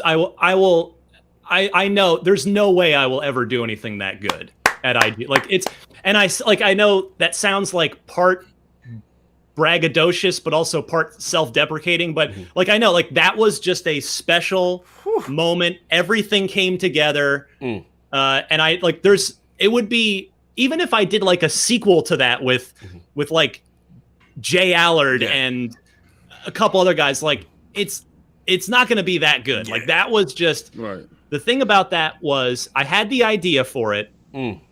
And again, like the end of 2014, and you got to remember too, like that was right in the throes of the Xbox One crisis. Like they had launched and it was all a disaster. It was like the Xbox was on fire, basically. Like it was just a 4-alarm fire. Everything was going wrong.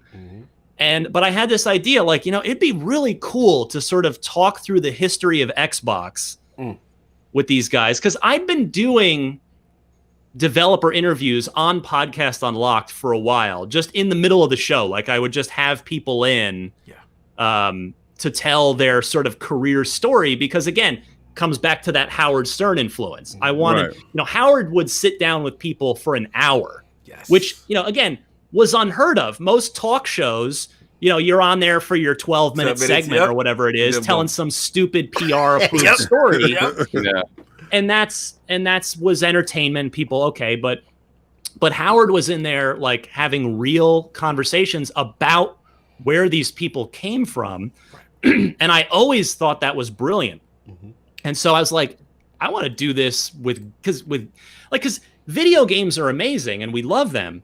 But you don't hear about the people and how they got to who they are and how they came to create these things.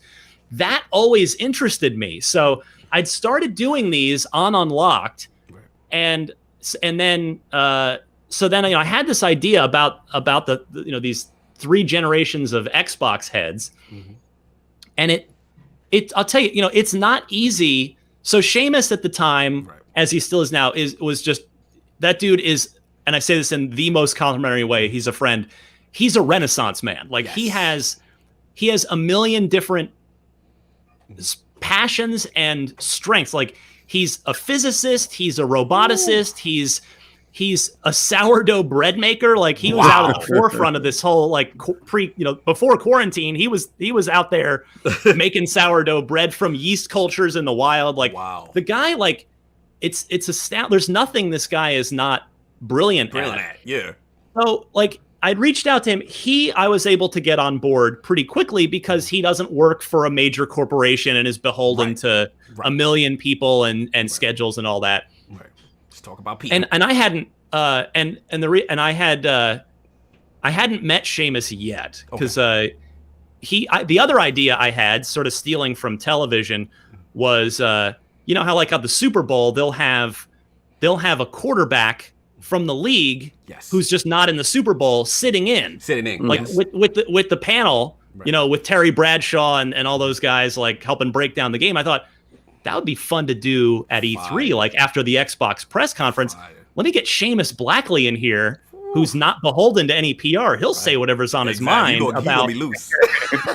So that was the original idea with him, and then that transitioned into, well, you know what? While he's here, why don't I try to get these 3 heads of Xbox? So I had Seamus on board. Peter was running EA at the time, if you remember. Oh yeah, yeah. And so I had to start that conversation, and then Phil. At that point, I guess he had been installed. He had been promoted to the head of Xbox. Okay. How long would you say he was at? Was that time period from his promotion? No, it wasn't long. Would you say it was fairly new? Yeah, well, yeah, because he was named head of Xbox in the like spring, like March or so of 2014. I looked this up recently because it did somehow come up. So then and then this thing. So I'm reaching out at the end of 2014. Gotcha. So he'd been on the job 6, 8, 9 months. Gotcha. And so like, okay, and I'm pitching this idea, and you got to think like, you got to fairly look at it from the other side. Like if you're Microsoft PR and your brand is on fire, do you really want to let Phil, the head of Xbox sit in with a games media guy, two former bosses, against sitting with the 2 other guys whose eras of Xbox went really well, and your era is going really badly. Like, you got to look at it fairly from their side. So anyway, it literally took me 6 months of emails and phone calls and pitching and trying to convince them. I mean, because to the point, a lot can go wrong. So yeah, I mean, it was not a sure thing. Like people think, oh, I just picked up the phone and called Phil. It does not work like that. Yeah, it's there are a lot of gatekeepers to go through for these things. I got everybody on board, and then we shot it during E3 because everybody, they were all going to be in LA. They were all in there for E3. So I thought, okay, we had a remote set. Okay, we always have a remote base of operations at E3. So we had all right, and we're shoot there all day. But these guys are also in meetings all day. So okay, let's shoot it at night. Let's shoot it after everybody's stuff is over. So I think it was like 7:00 at night or something. And so we all meet up there. And I had obviously spent months preparing questions. Like I had done the work to get ready for that. And I had literally, if you watch the interview on video, you'll see I have like I'm like a real newscaster. I have pages and pages of stuff. I see you. He was working. And it was okay if the conversation goes this way, I can go here, or I kind of had mapped it out like this is how I'd like the conversation to go, but I have to be ready to pivot and move if somebody says something interesting. So the thing I'll say about Unlocked 201 is legendary. Thank you, but I'll say I'm sure that was stressful, man.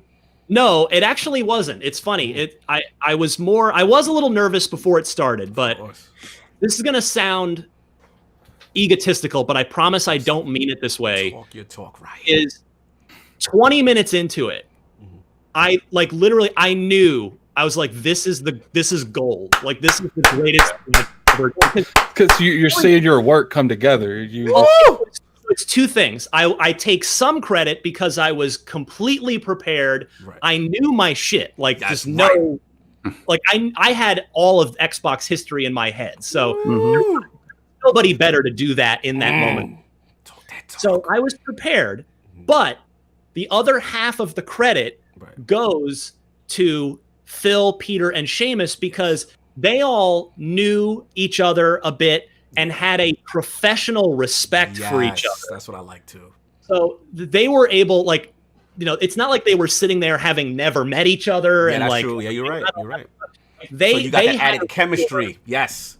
Exactly. They had a chemistry themselves, which just made my life as the host and the interviewer 10 times easier. Awesome. And so my job, I think some interviews, I don't do a good job of this, but in this interview I did. And that is I steered the interview in the way I wanted to go, but I did a good job of staying out of the way. Like I knew I let these guys just go. Like I would just kind of, I had some questions and it was like, okay, well, what about this? And then I was smart enough to just let them be the focus and not selfishly try to be the star of this thing. That's awesome. And I think in other interviews, I've not done a good job of that, and I've talked too much and made it about me at times, and that's the thing that I'm always trying to work on with myself as an interviewer is trying to, be a better host and a better interviewer. But yeah, like Unlocked 201, that was a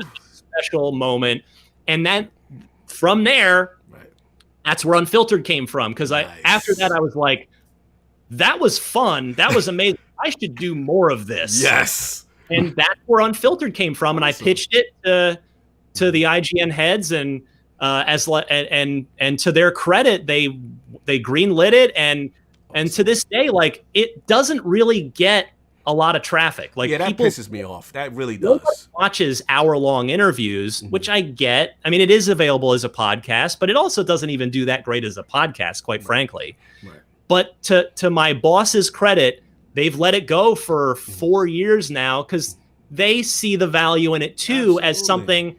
For me, there's no one else in the industry is doing this. No one. There's no one doing it. Factual. And I don't know why, because it's like there's so many great developer stories to be had. Absolutely. And so it's been a point of pride for me. It is my passion project.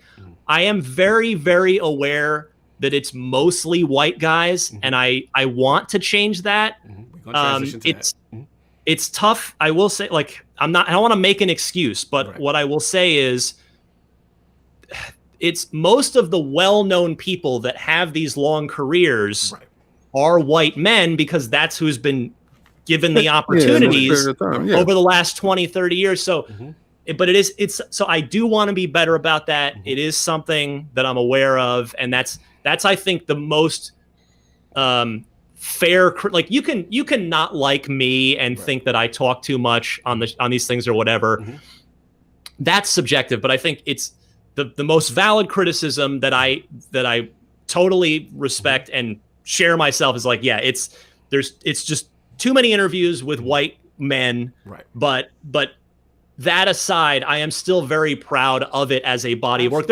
I've got like 52 episodes of it now. Absolutely. So there's like that's like 52 plus hours of deep dive career stories with people. What I wanted to say was, when I watched the interviews that you did with Phil and the team, what I noticed is, and you could tell early on in the beginning, like you said, 20 minutes in, right? As a ex-fighter,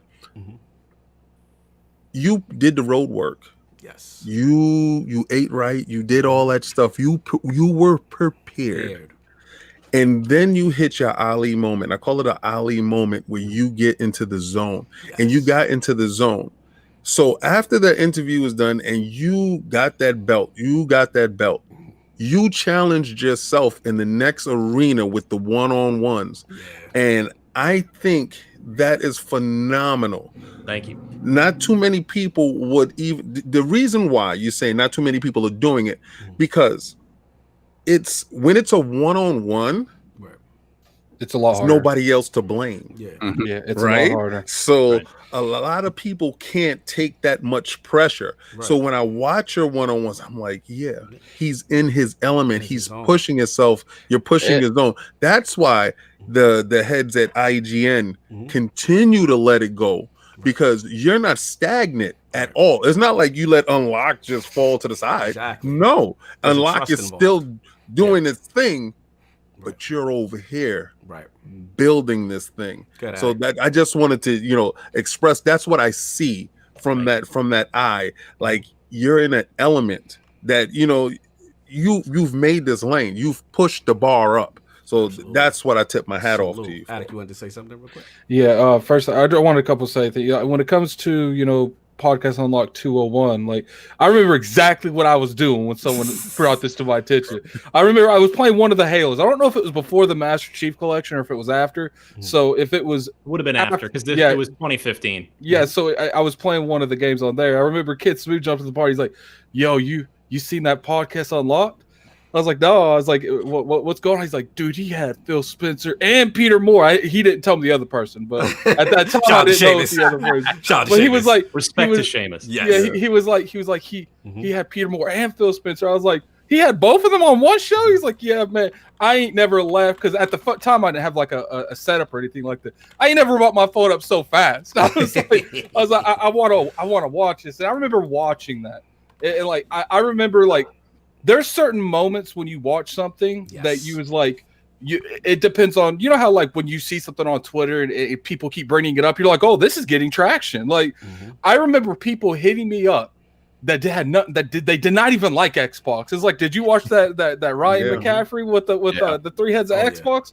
Like, I remember thinking, I was like, that's a really good look. And when it comes to why you don't think people really get into the unfiltered, I think it probably has a lot to do with, it's like King said, when it comes to one-on-ones, that's a lot harder format to make, because you can't, because I'm like the one kind of person that likes to bounce off people. So it's hard with just one other person, because you ain't bouncing off someone else. Like, so, and I think a lot of it has to do with like people aren't as patient as you are too. So like you said earlier, these PR teams, sometimes you have to wine and dine them. Like, well, at the end of the day, not to cut you out, just that there's a trust involved, right? Because we have IGN that has to trust Ryan, that the platform that he's doing, right? And then the people involved, right? Like he said, with Phil bringing him in at that time, right? They've got to protect Phil, Microsoft PR and stuff like that. So there's a lot of trust involved on all sides. And then when it goes off successfully, that then opens the door. Okay, you know what? We can then we have now stamped Ryan, right? We know he's going to ask questions, but he's also going to be respectful. He's going to protect some guys in some respect, and it's never going to divert into this all negative connotation kind of a deal. So that's what's against off. You want to say something? Yeah, I think besides just the fact that the work that you put into getting them all in the same room at the same time, That's crazy. I think the most impressive thing about it is just how you manage three very different personalities, because they are, Seamus is a genius, and Seamus, the way Seamus expresses himself sometimes is like, he's very kind of off the cuff, he doesn't give a fuck. Factual. He doesn't. And then you have Peter that's a showman. Like, in everything he does, he's very much a showman. And then you have Phil, who's more subdued. And to have all of these guys in the same, that is crazy different personalities. There's so many different personalities, and be able to juggle them and to be able to sort of extract from them what they love most about their era is something that not everyone can do. It takes somebody that can take the reins and sort of direct the conversation, and at the same time know when to let them go and to let them just say what they need to say. And it's not an easy thing to do, and that's why, honestly, I do think that it continues. For me, I love Unfiltered, because I am that guy, and these guys as well. Like, I'm that guy who I want gamers today, the younger generation, to really understand where all this comes from. A lot of times, the younger generation just they want the games, they want to play the games, they want to talk about the games, but they don't take enough time to understand what's behind them.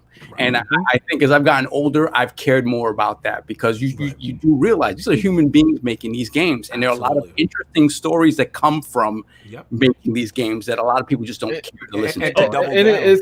And to double down one quick is that I think a lot, not just younger gamers, even myself as an older gamer, there's a lot of misconceptions we have about how things work in the industry. So these comments, there's a huge misconception. Yeah, these discussions. That's what I was going to ask you, Ryan. Like, what do you think when you do Unfiltered? You hear these stories. You hear the Phil Harrisons. You hear all these people you've had over generations. You just recently had, Jeff Keighley. I was listening to his story. It was pretty amazing. Like, what do you think is the biggest misconception gamers have about the gaming industry?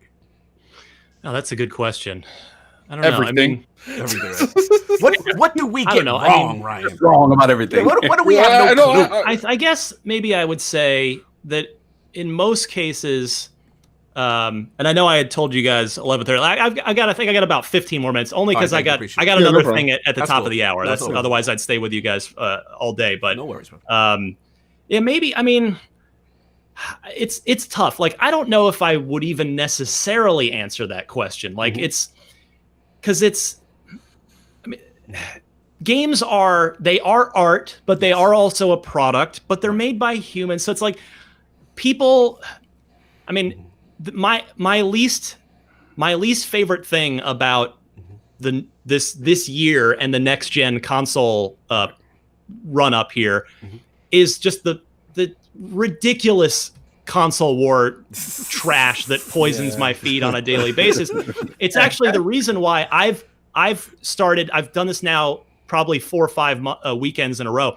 I'm just staying off of Twitter on the weekends, because with work from home. Seeing your tweet, I'd be feeling bad. I'm like, man, they get my boy Ryan again.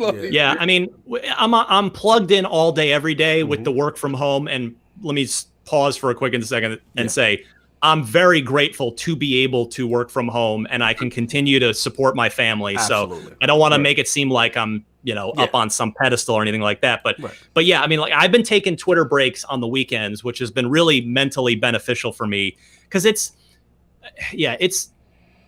training. It's fair. Like, games are products, and it's fair for people to criticize them as, like, all right, hey, I paid $60 for this. I'm expecting X, Y, and Z. Right. But to answer the question about Unfiltered and misconceptions, it's I think maybe a lot of people might feel, again, I don't want to blanket statement this, but it seems like a lot of people out there, vocal ones anyway, seem to feel like that developers are intentionally not trying their hardest, or intentionally being grubby with money and putting in microtransactions or this or that. It's like, most of the time, the developers that I'm talking to, they care every bit as much as you or I care, and usually a heck of a lot more, and they want to make the best art that they can. But there are just so many other factors and forces that cause games to either not be as good as you want them to be, or to be buggy, or to have micro transaction things that you might not be a fan of. There are so many. I guess that's just that there are a lot of factors that go into a game. Got it. That, again, I'm not defending those gross practices. Like, there are things that, there are just things that are just garbage that should not, that are gross and that deserve to be called out and criticized. But as far as when I sit down with these developers, they are people. First of all, they are people. They don't want to read. They don't want to spend 4 years on a game and then go on social media and see everybody just calling it the worst thing of all time. I feel for these people. It's completely understand. Like, I mean, let's real quick as a quick aside, let's look at Halo Infinite real fast. Does it deserve the criticism it's been getting? Yes. Do I feel bad for 343? Yes. And you might be sitting there thinking, well, why are you feeling bad for them, Ryan? They are the ones that are making this. Well, Halo probably shouldn't have been shown. Somebody at some level should have said, this isn't ready. we can't put this out there yet. Right. In fact, somebody should have seen the delay, like the fact that this game wasn't going to be ready. Right. So there's criticism to be had there. I feel bad for the 343 teams that are putting in the work and doing their best to make us a damn good Halo game. Right. But it was. No, that's fair. That's fair. It being shown in the state it was is the artist. The art team doesn't have any control over when Halo Infinite gets shown. Right. Yeah. They're making the art, but they and they're working on it. Right. But they don't and suddenly they just get told, well, we're showing this at the July Xbox event, and they're gonna. I'm sure a few of them were thinking, they're like, what? Oh no, we're not ready. So but, Ryan, the best thing that ever happened was it was shown. Right. Because in my opinion, I think everything was tied to this game being launched, right? Yeah, that's fair. And if Craig never shows up, and trust me, I didn't know anything about it. I was just like blindsided by Craig the next day. Yeah. And it needed it, right? And Phil stood on his word. The game will go in the cooker and it will come out when it's ready. Right. And it was a lot of marketing and stuff tied to this game. Yeah, we know that. So if it's not shown, or if they try to cover up something and then they release it and try to fix it later, then we have a Halo Master Chief type of thing, right. And that's something that can't be fixed once it's out. I agree with you, but I'm saying we're both right. I totally agree with you, but I feel like they shouldn't have been put in that position. The team should have been put in that position to begin with. It should have been like, we're not ready. Right. We need to A, not show this, and B, we need to delay this thing. Because that's you look at take a look just to. I know I just got done railing about how I can't stand the console war stuff, but just to compare, look at what how Sony handles their business. Right. Yeah. Like they and this is so this is a bit of a criticism of Microsoft. Microsoft is arguably too honest at times, which I know as a media guy I shouldn't say that because I value that. Like I myself am an honesty is the best policy person. I'm not. I don't like to lie. Yeah. It's not. I don't do it. It's honesty, and I believe because it's gotten me to this point. Like if I were a deceptive, deceitful, liar kind of guy, I probably wouldn't have gotten the three heads of Xbox in the same room because, to your point, that trust wouldn't have been there if I were a guy if that's just who I was. If I was not, you to know that nothing funny was going to happen, right? That I'm not there to throw them all under the bus, and but for all we know, Spider-Man, the other marquee launch title on the other platform, of course, until Halo's delayed now, but for all we know, maybe Spider-Man's been in a because we haven't seen any gameplay of it. We never know it. It's all because it's all being handled behind the scenes. Correct. It's just good point. It's the leaders.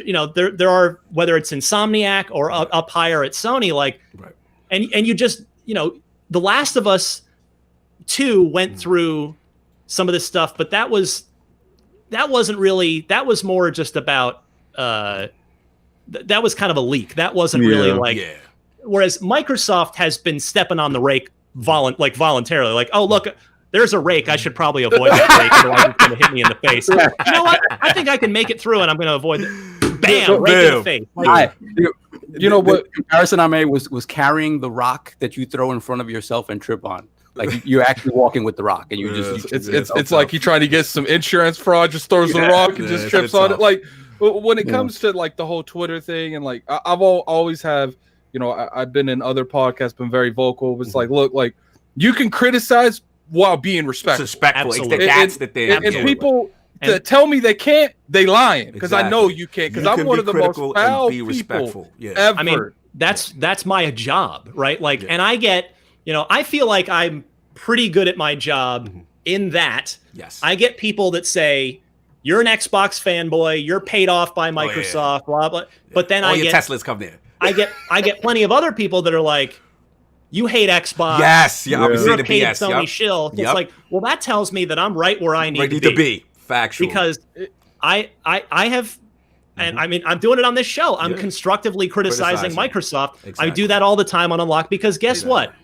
As you guys well know, because you're addressing this very thing. It's like, if you just endlessly praise, if you go full fanboy and you just say everything this plastic toy manufacturer does is amazing, and I pledge my undying fealty to them to go with the full Iron Lord bending the theme knee. here. I'm gonna give you the bending the knee. if you do that, guess what?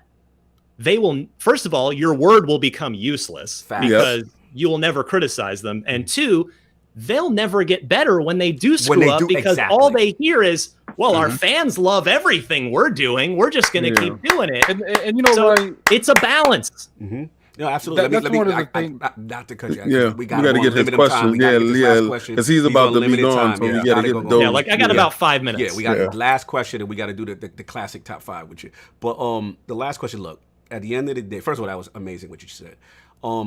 The thing I gotta say is that I feel personally like your diligence as far as just making IGN this ally, this champion for content creators of color. Like, I really want to salute you because, in my opinion, obviously we know a lot of things going on in the world today. It's been really rough out there. But what I felt is there was a lot of hashtagging in the moment, right? And it's cool. Don't get me wrong. We respect it. But one thing I have to salute you is that you have kept IGN's feet to the fire as far as being consistent and still going on and doing that with your programming. Obviously, you had the brother Neo GameSpark, who we've had in the realm before. You know, Paris, MC Fixer, who we saw earlier. You know, these content creators of color that most people don't get a chance to see. So I want to salute you for that. But my question to you is, why do you still feel it's so important to keep that going? Because, well, you know what? Let me answer selfishly, and you know, people are gonna be like, okay, where's he going with this?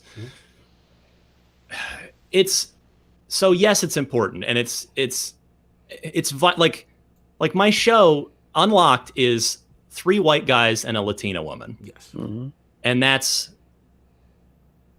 something. Like, okay, yeah, we have a Latina one. Okay, that's just, you know, we could say we're diverse if we stopped and called it a day right there. Right.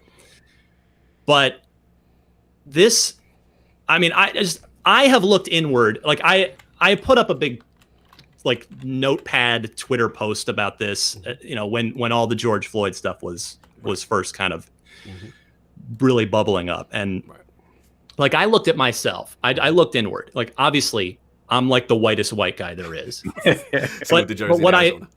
But what I looked is, see, the thing is, I realized I have had the whitest upbringing, not in any malicious way, not in like a, you know, it's not like my parents didn't want to be near people of color, but I'm originally from Vernon, New Jersey, which is a, especially in the 80s, and I think this is actually still the case, but it's an overwhelmingly white community, and that's just, you know, I mean, it's all systemic, right? It's white because, you know, that's, you could keep digging and there are reasons for that.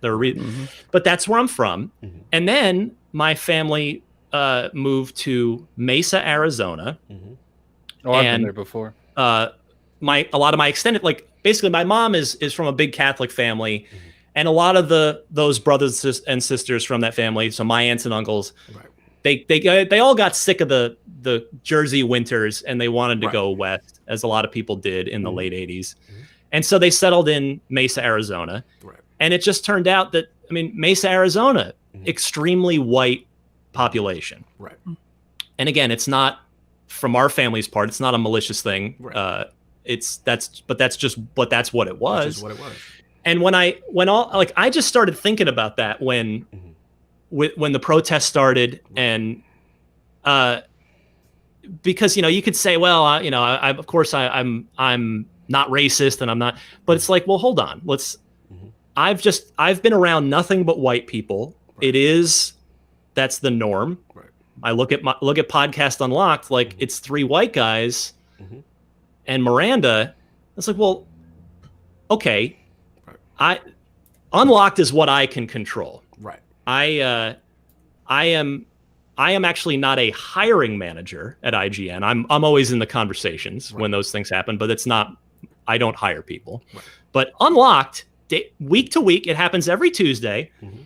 I control that, for better or for worse. If you don't like Unlocked, that's on me. Right. Mm-hmm. If you like Unlocked, sure, that's a big part. I'm a big part of that. But but I have I control Podcast Unlocked, and so I thought, okay, well, it's no problem for me to, like, we're all working from home anyway. I have no excuse. There's no logistical reason. There's no excuse why I cannot, when, because the thing is, we get busy at IGN. Right. I almost every week, or often enough, one of them will Slack me from Unlocked and say, I got a meeting. I'm sorry, I can't make Unlocked this week. Mm-hmm. And in the past, I would just say, all right, well, we'll just do the three of us. It's fine. We'll just go. Right.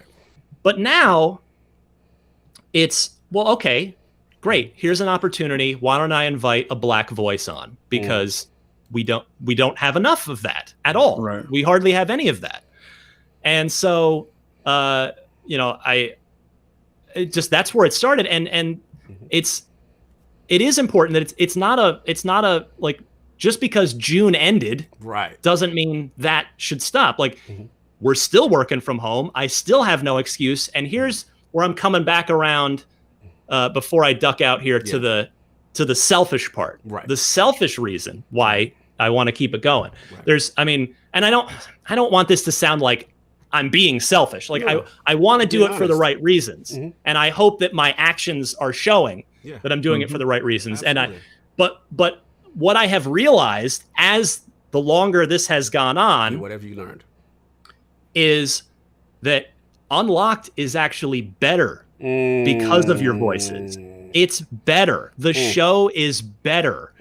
It's, when we have Paris on, when we have you on, when we have Neo GameSpark on, and MC Fixer and Cicero Holmes and all these guys, when we have these people on, like, they just have a complete, like, I don't work with them. And so, like, they've just got their own, not only their own life story, but just their own, like, I don't work with them every day. They're not seeing all the same stuff I see. Right. They just have a unique perspective. And I'm not just talking about the black perspective, although that's vital as well. Right. It's just their own, their life, their gaming perspective, and where they live, and who their friends are, and what they're playing. And that, I have just had so much fun. And I think Unlocked has been so much better because of those perspectives and because of those voices. But yeah, so it's awesome. That's the selfish reason. But yes, it is also important as a person who has looked inward and seen that I've been surrounded by nothing but white people my whole life, that's not good. Right. That's not, it's not maliciously bad. I'm not saying I hate white people. I'm not saying anything like that, but I have not had the perspective that I need to have. Like, I want to hear from the black community. I want to learn from that. And we should, like, if we all did that, if we all learned from the black community and the Latino community and the Asian American community, like, we'd all be better off if we just talk to each other and understood each other better. Absolutely. And I know that's like sounds like a cheesy bumper sticker thing to say, but no, I don't know. That's me looking inward and just saying, I want to be better. You're doing it, and I salute you. Thank you so much. Ryan, being another fellow white person, like, I respect you a lot. No. See, look, you guys taking the. I respect you a lot because the racist white people are the vocal ones, and I like seeing other white people that break that vocal, that they're vocal for good reasons, not bad reasons. Because when I get on Twitter and I see all this racist stuff going on Twitter, I'm like, man, another person making my whole race look bad. Right. But then you got, on the opposite spectrum, you got inviting people on your platform, getting more of a diverse audience. You're bringing in people, giving them a voice. You're showing people, and you're giving people exposure. And I have to respect that because one of the things that IOP was built on is we want to build a platform to help small studios give them voices, to help smaller content creators give them voices. And I like someone from IGN, arguably the most popular gaming division out there, that you're giving other people a platform, and I really respect that. Absolutely. And then the final point, because I know you got to go. But at the end of the day, you know, what I respect about it, and what I respect about what you're doing and what we're trying to do as far as our platform is, we want to get different voices. If you listen to the same thing or you surround yourself around the same people all the time, how can you learn? How can you improve, right? And one of those things which is really cool is listening, whether it be ethnicity, religion, sexuality, politics. None of that doesn't matter. At the end of the day, we're all gamers. We do have this common bond that we share. That is what should be most important, right? And again, I gotta commend you because I love what you're doing. I love to see the different people I'm learning about, you know, that I didn't even know. You know what I mean? Also, our female content creators, things of that nature. We all can improve. It's very important. I gotta salute you on that. We gotta get you out of here because I know it's been crazy. Yeah, you gotta let him go. But let's get his top. Let's get his top five. You gotta give him the classic top five. Go. Then he's on. Then he's out. Yes. All right. So classic. We asked this for all around. All right. I need Lord Ryan. He kind of gave us a preview. Top 5 video games or franchises of all time. All right. Yeah, this is a tough one because, you know, when you've been gaming your whole life, like a lot of us have, it's a long list. But I mean, Super Mario Brothers, but not one. Hold on. 3. Mario Brothers. I'm a 3 guy. 3 over. I'm a 3 over world. Okay, I respect Super Mario World, but I'm a 3 guy. 3 was 3 was just incredible. Super Mario Brothers 3, Doom. And I'm talking 1993, not 2016. Although I love 2016. Right. Halo 2. My man. Again, love Halo 1. Many great memories in the OXM office. Blood Gulch. Capture the Flag. But what? Again, I told you earlier, if I could go back in time to the Halo 2 era. In that moment, it changed the game, brother. Continue. All right. Diablo 2, I said also earlier in the interview. It's cool. Unbelievable. I mean, I would do LAN parties with my buddies and stay up all night playing Diablo 2. So many great memories of that game. And gosh, it's tough to pick a fifth. Leisure Shoot Larry? No, just you stupid. Oh, you know what? No, you know what? I'll say, I'll actually say, because again, another show I managed to reference like that. I would say Grand Theft Auto 3, or even just the franchise. I maybe go franchise on that. 3 was the one that changed. You know, that was a paradigm shift for me. 4 I love, but I think 5 though. I think 5 is one of the greatest video games of all time. Like I have the memories of 3 because it just changed. It just rocked my world completely. But 5 is just to me like it is a top probably 10 all time video game. Period.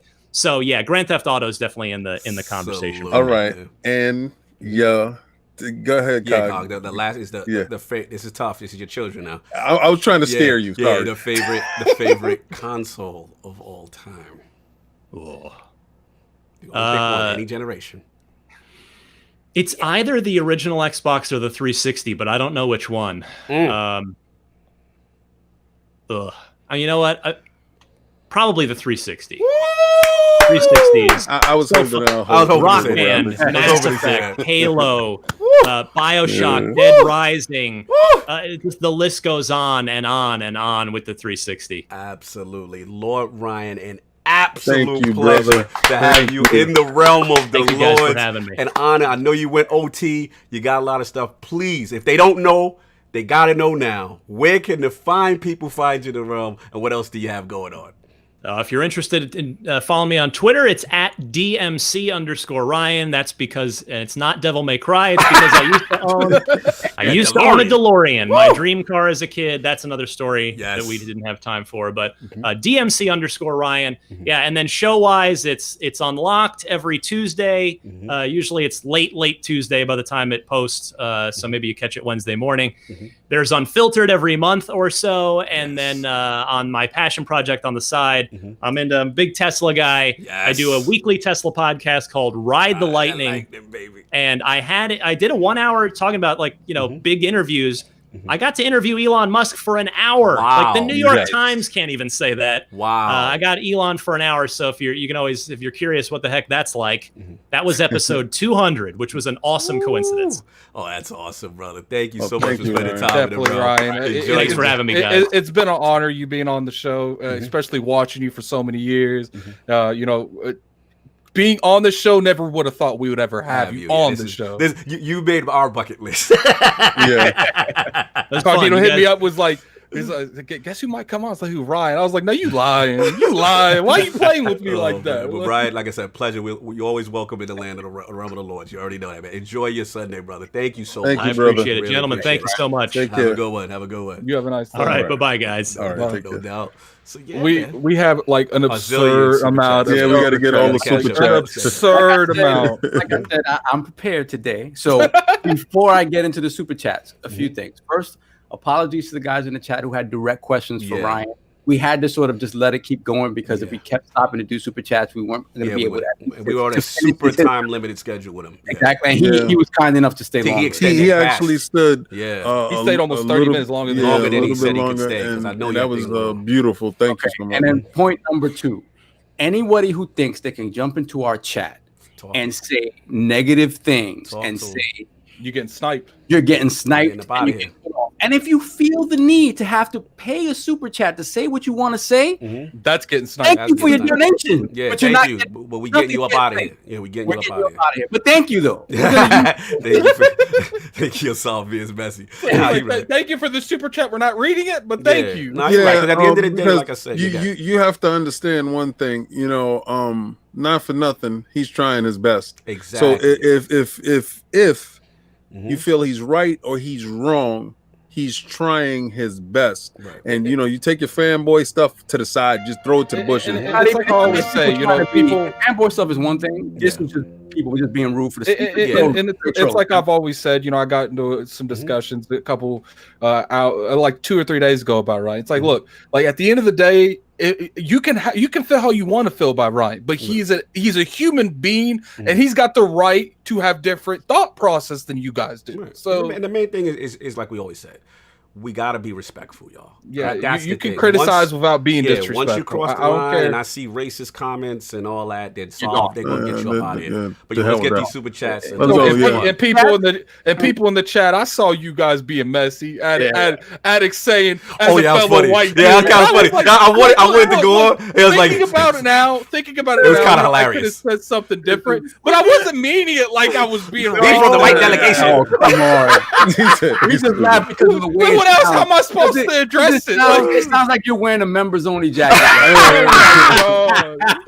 Yo, son, get the super chats, man. Let's catch Okay, up. so before the super chats, let's welcome Oh. Lord Matt Burns to the Matt round. Burns, catch us live. He rarely catches us live. Salute, He Matt rarely Burns. catches us live. No So doubt. put the crust in the chat. Thank you, Lord Burns, for joining the realm. Woo, put the horns in. Let me get so this one just popped up. I'll read it first. Yeah. Gamer by choice with the $20 super chat. Salute to the Lords for always having great shows and awesome guests. You are worthy of our respect. Thank you. Thank brother. you so much. Thank now you. let me get into this very long list. Let's go. Spider-Man. Speederman with the $5 super chat. This podcast Unlocked was the first podcast I ever listened to. Thanks to Ryan, I watch every week. If you ever leave IGN, will you still do a gaming podcast? Unfortunately, we weren't able to ask him that. If anything, we will try to get a lot of these messages to Ryan just to show him the love that people showing him in the chat. All right. So next up, we have Perfect Shogun with the $5 super chat. Everybody, go unlock that like button. Welcome to the realm, Ryan. Salute. Thank you for your consistent work at IGN and for amplifying Black creators. Absolutely. Salute. Then we have Midway Monster with the $2 super chat. So I guess this is in regards to getting the 3 heads of Xbox in the room. He said, "Did Donnie D or Donnie M?" Yeah, I saw that question. I wanted to ask him, but he was in his bag. Because I was like, "Sir, that chick didn't get that invite." Huh? I wanted to. We just didn't have time. He was rolling. That would have been a funny story. That would have been a no. Then we have Jonathan B with the $2 super chat. Talk that talk, Lord Ryan. Hashtag on God and them. Yes. Yes. Then we have Lord Brat with the $2 super chat. Ryan, love the work you're doing. Salute.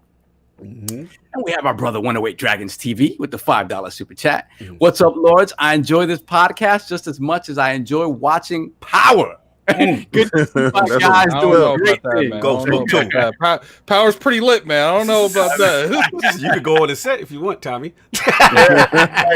Oh my god, man. We really good being there, man. We be a message. We be a message. What else we And got? we have Wonderway Dragons again with the $5 super chat. This generation of gamers cry about everything. It's so much to where even if they have a valid point, it's overshadowed by crybabies who don't get it, which is true. Absolutely true. Then we have Echelon 7, The Darkness, with the $5 super chat. ILP, the Book of X, ILP. Hold on, I'm actually reading emojis. Hold on. Iron Lords and Ryan, what's up? Impossible Dream Xbox acquisition. Right. Rockstar, CD Projekt Red, or someone else? That's something we'll have to ask them. Then we have Kid Smooth with the $5 super chat. Had to step away for a bit. Did y'all ask Ryan about the whole Xbox Series X held back comments? Unfortunately, we couldn't get to anything. The interview was just so lit, we couldn't interrupt it. Then we have Eternal Shaddai with the $10 super chat. Sony is the market leader. That is just facts. For Microsoft to be at their level this gen, do you think Aaron Greenberg needs to be replaced to make marketing better? You know, he damn well ain't answering that question. He's not answering. Let me answer that for you. I'm going to tell you because you don't know him personally. All right. So, and I don't know him as far as me and him hanging out and drinking beers or something like that. But from what I've ascertained, being in his circumference on numerous occasions, the man is genuine. Now, at some point in time, you remember, it's not just Aaron. Aaron has a whole team, and there's a whole team that sits down. There's a whole team that does marketing.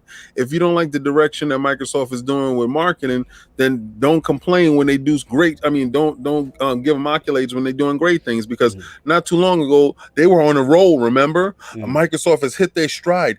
I think they turned it all around. You know the part that annoys me about that? He was the same person in that place when you was giving him the praise. Keep the same praise. Just stay the course. Sorry. You know the part that annoys me about that? Like, look, I get it. You know, from the outside looking in, it does look like, you know, in terms of marketing, Microsoft does drop the ball a lot. But it's just like, well, none of us know anything about marketing. Like, we don't know the ins and outs. We don't know how the funding is. We don't know marketing, but it's a whole different thing. You know, it's a multi-billion-dollar corporation. We don't even know if Aaron Greenberg has balls. I'm sure he's got bosses, but we don't know how the anarchy goes. We don't know anything about that. I do got an issue. It's not even just with this. Like, people do too much backseat talking. Actual backseat. It's like we got backseat developers. They ain't never developed. They probably don't even know what C++ is. You know, Attic. At the same time.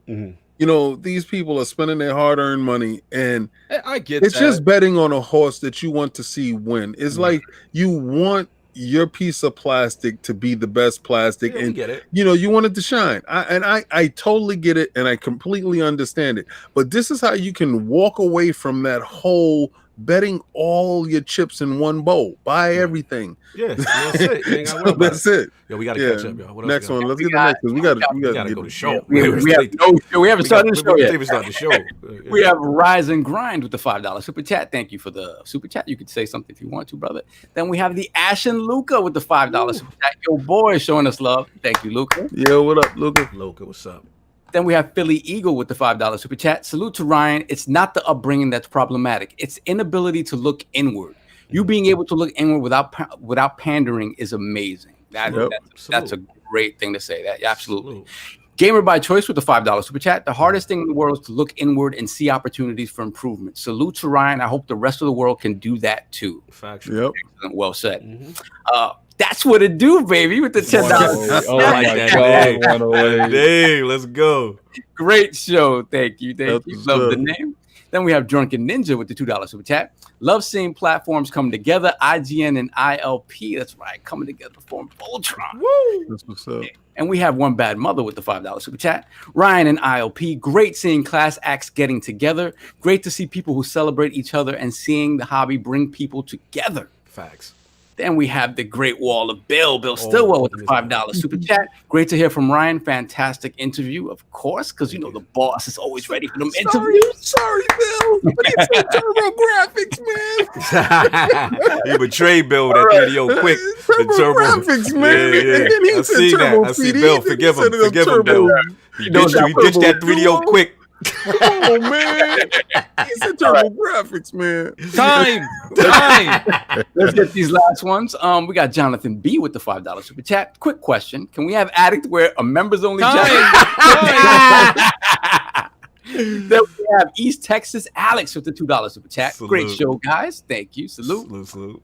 Then we got Spotlight with the £4 super chat. This is This is an incredible podcast. Made my Sunday. Also, it's great to see so much mutual respect amongst you all. Stay safe, respectful chat dudes, like a train did that girl on the board.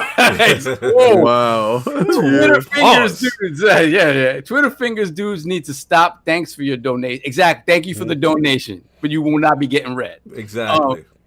Then we have Lord Brat with the $2 super chat. Cog, check the DM. I got you, bro. Yeah, I can't, bro. All right. It's just crazy All right. today. Now- It's crazy.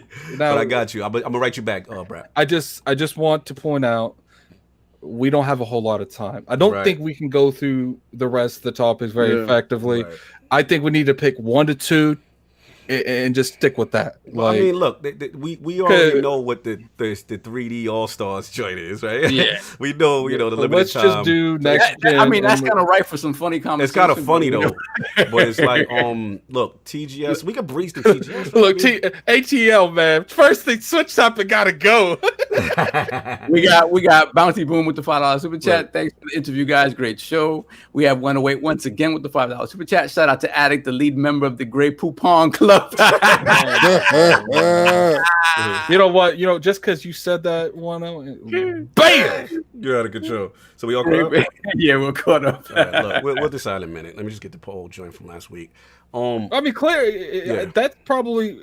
But I want to talk about how anti-consumer We gotta be Nintendo is, fast. man. It's mad But funny. out of I think everything TGS here, TGS we could be the TGS we can fly through because at the end of the day, no, look, let's just do TGS next week. I mean, it's Let's not just anytime knock it soon. out. He said, let's just stop. Let's just talk and do it. Knock Let's it just out. go. We talking All right, right we talk now. about We doing it just and we knock do it. it out. Yeah, man. Look, at the end of the day, all right. So last week's poll results are in, and people have spoken to the question after the recent gameplay showcase. We didn't even do the poll. We didn't even do the poll. Actually, click. Which PS5 title has you most excited for the PlayStation 5 launch? The winner at 42% are the damn messy lords. I don't care all this greatness, but y'all still got Halo Infinite Craig all up in your mouth. Coming in at second at 24% was Miles Morales is still the de facto PlayStation 5 title to beat. In third place at 18% was Ratchet & Clank Showcase SSD and PlayStation 5 Next Generation features the best. And last place at 14% was Demon Souls or a secret exclusive title yet to be revealed group. We already know the jokes about the Craig, so we're going to move on. All right, Xbox Tokyo Game Show Addict. What's up, bro? Xbox go to Tokyo Game Show. What do you guys expect? I'll jump in. Look, I think a lot of people trying to minimize it. I understand because they said no next generation news. People feel away. I still, But think that doesn't mean it's not going to be a good show, too. right. So I think that for me, their presence there is still significant. I think it's very important that they're there. makes a statement. It makes a statement. They're going to be there for a long time, as far as hour and a half, I believe it is. Look, at the end of the day, Yakuza Like a Dragon, Dragon Quest on JRPG in Game Pass, all this stuff. These are big deals. That past generation, they missed out on these games. These are extremely important games to diversify your portfolio. And honestly, even if there's no next generation news and all that stuff there, if, like you said, Addict, me and you talked offline, if they can get a game like Persona, you know what I'm saying? All these games that they missed, you know what I'm saying? And what I ultimately... Persona would be a big hit. That would be huge. What I ultimately would like from it, honestly, is if you can't get another exclusive, Japanese game over there, then start to cultivate that studio. Try to cultivate a studio over there. Get your own little in-house young talent. That's what I would ultimately. So I love that they're not giving up on the region. So that's what I got. What you got, Sav and King? For me, it's just the fact that they're starting off the show. They're going to be there that long. Obviously, it's a little disappointing you're not getting next gen news. But the fact, to me, what they need to focus on is, like Cog said, bringing these other franchises that they haven't brought to Game Pass yet into Game Pass, making the Japanese version of Game Pass appealing to that market. Right. And I also think, again, it is a pipe dream to think that console per se is ever going to be successful there. They need to push xCloud. big time. Yes, To me, good that is point. how you get that Japanese market to even look that way, is if you give them something compelling in terms of xCloud, in terms of packaging, or whatever the case may be, any deals they might have with phone makers over there, whatever they can do to make that something special for that market and focus on that portability, I think they need to do. Let me get this $5 super chat real quick. Oh my god! Oh, geez, man, let me scroll up. We got a $5 super chat from JD Gamer. Is it possible that Microsoft will reveal a new Japanese studio acquisition? After all, that's for next gen stuff. And what if it's From Software level 5? Man, JD Gamer. If it's From Software, you're gonna want to bail me on Twitter because I'm going to be so messy that people are blocking me. Ridiculous. Anyway, we have scrolling down with the $5 super chat. Cog sounded like a rep for Wu-Tang Financial with the diversify your bonds. You stupid. Wu-Tang Financial, you stupid. And then we got the wise old gamer with the $5 super chat. They said no new next gen info. That doesn't mean they couldn't announce something next gen before the show. True. Then during the show, it would not be new. let me get Stitch. We got $5 super chat from Stitch. Time. Ryan is gone. At it. Go put on your uniform. Oh, all right. Now look. Next week it will be the overall and the hat. All right, last week I couldn't do it because the camera is messed up. Got a new camera. Hey guys. This week we had Ryan on, and I don't care what you. King demanded he do it in front of Ryan. I don't care what none of you guys say. I am not gonna have the first impressions of me be too Ryan. You didn't want him to see you like that? It's Ryan. No, it's not happening. It is not happening. I will get sick before I do that. Oh I will be on the show before I do that. Thank you. Addicts World in the building. We all caught up? Yeah, we caught up. All right, no doubt. King, what's up, man? TGS. All right, so I think they're lying. I really do. You got an hour show. You got an hour blocked out. Nintendo's not there, and Sony's not there. First of all, they don't care about Wise old gamer. Gamer with the $5 super chat. Actually, Addict is black. It's just that seeing him through the TCL makes him white. Yo, why don't get you stupid? You're ridiculous. I'm speechless, man. That is the highlight of the show. Wise old gamer be in his bag, man. Look at the next super chat, man. Oh my god. We got JD Gamer with the $5 super chat. What if they announced that they licensed Konami properties like Castlevania and Metal Gear Solid? Better yet, what if they announced a quadruple A studio? All right, relax, brother. Okay. Quadruple A, relax. So, all right.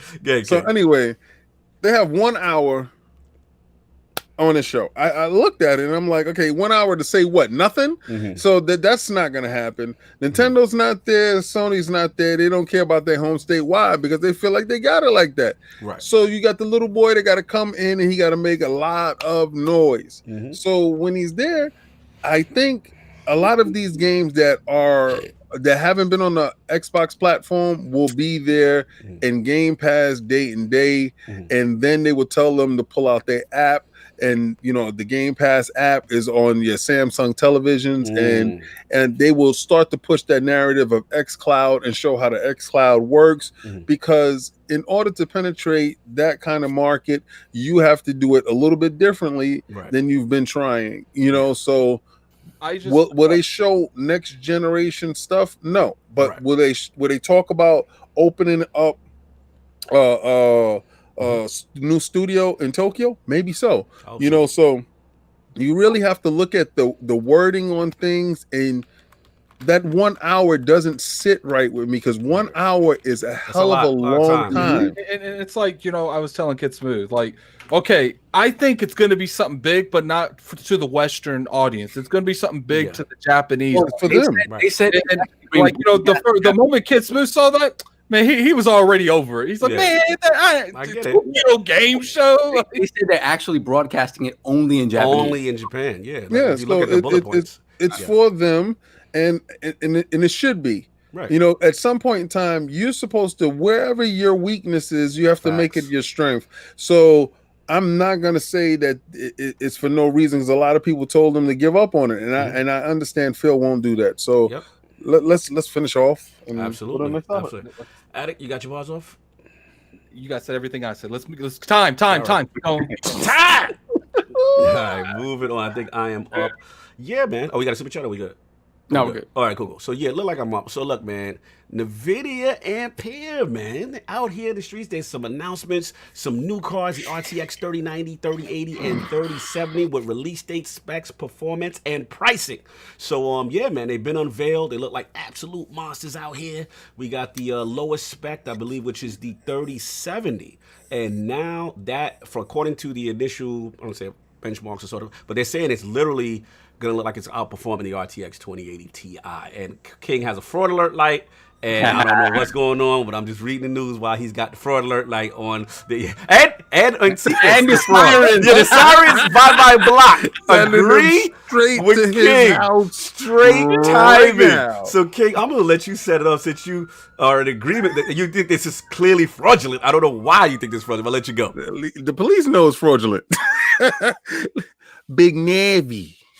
Shout out to Big Navy. It ain't done until Big Navy gets some. He's being extra messy, all man. you dudes sitting here talking about This is about to be on Twitter later on today. this RT at 3080. Oh my god, the 3090. Ooh. Yeah. Big Navy. When Big Navy say something, then you all listen. So wait until AMD get a hold of it, shake it up and mix it up. Because I remember you saying goofies, talking all that drink. Oh, yeah, the 2080 Ti. Just to clarify, you called them goofies, correct? That's right. Goofies. Hold on, slow mo on your neck. He said Big Navy gonna look like Lil Timmy in a few months. You was the same dude that 2080 Ti. You know what I'm saying? You was that same dude, and then AMD came out and said, "Hey, how's your performance? Are you having performance issues?"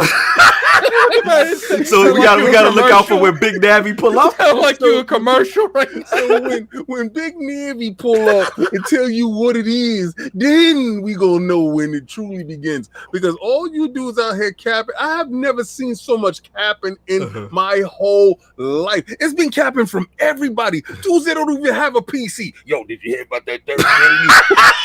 I'm like, why are you on my timeline? You don't even game over there. Yo, I'm telling you right now, the next generation consoles need to be afraid. The way they be talking, King, these 30 series will do anything in your life. You need your clothes washed, they got you. You need to watch TV, they got you. You need to get rid of that baby mama, they got you. Like, but you know what AMD said, right? Big Navy. Yo, he's savage, man. So, Addict, how do you feel about these cards, sir? Man, I still need to get me a fraud alert. I need to get me a fraud alert. Fraud like the community's being ridiculous. Like I literally made a post and I was like, look, they're cool. I got a 1080 Ti. Shout out to to Forte for giving me a great deal on it. And it's like the performance of the PC isn't the issue for me. Like it is the cheating on the platform that's the issue with me. People cheat on Destiny. This is an issue with me. People cheat on Fall Guys. This is an issue with me. And guess what? A 3090 isn't fixing that. Right. I get it. People were excited.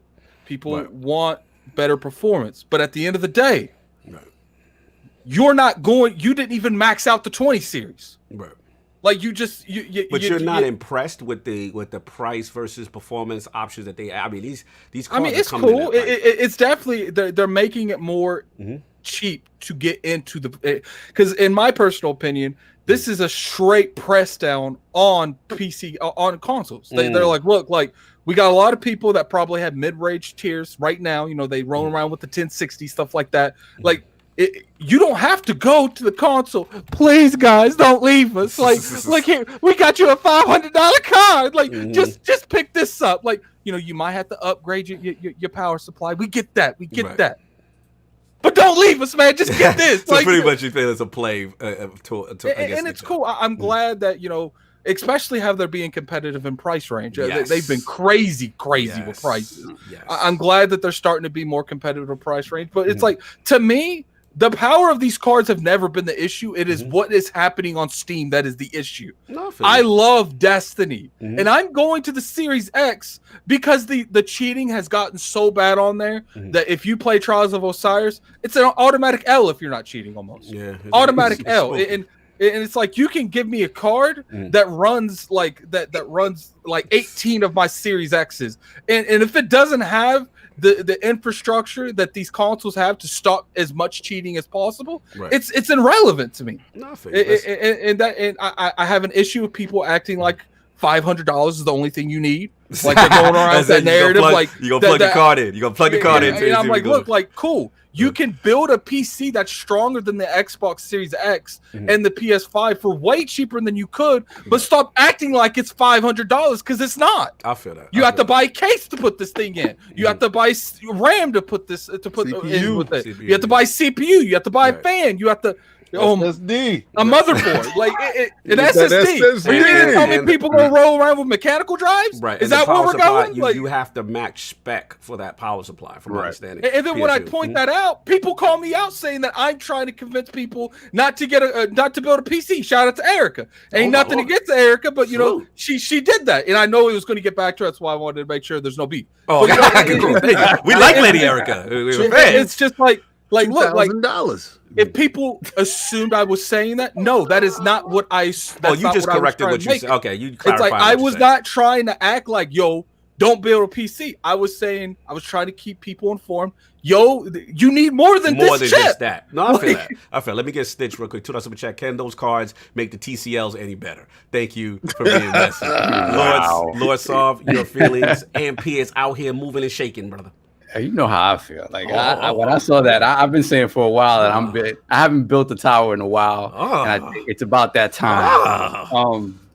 So PC Master Race talk. You gotta get that 3090, man. You don't even need guns anymore. You just get that 3090 and you can beat people to death with it. But no, I mean, what's most impressive about this, right? A lot of people were underwhelmed with the 20 series because what we got there was the introduction of individual hardware for ray tracing and deep learning. I hate to cut you, but Lady Erica, she said, we gotta clarify because we don't do beef in the realm. She said, Lady Erica, there's no beef. This like, man, I've already talked to her about it. I'm instigating. Shut up.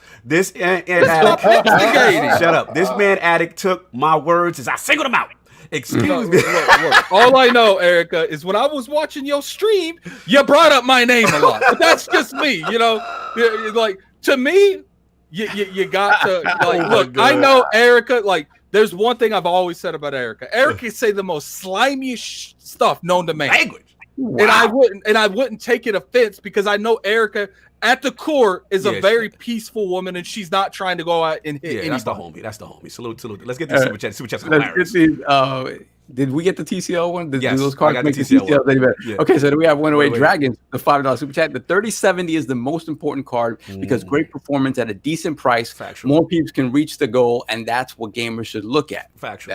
That is true, especially for that price point. Yeah. Bill Stillwell with the $5 super chat from Bill Stillwell. Addict just fired up, going to sweat right through his members only jacket. You know what, yo?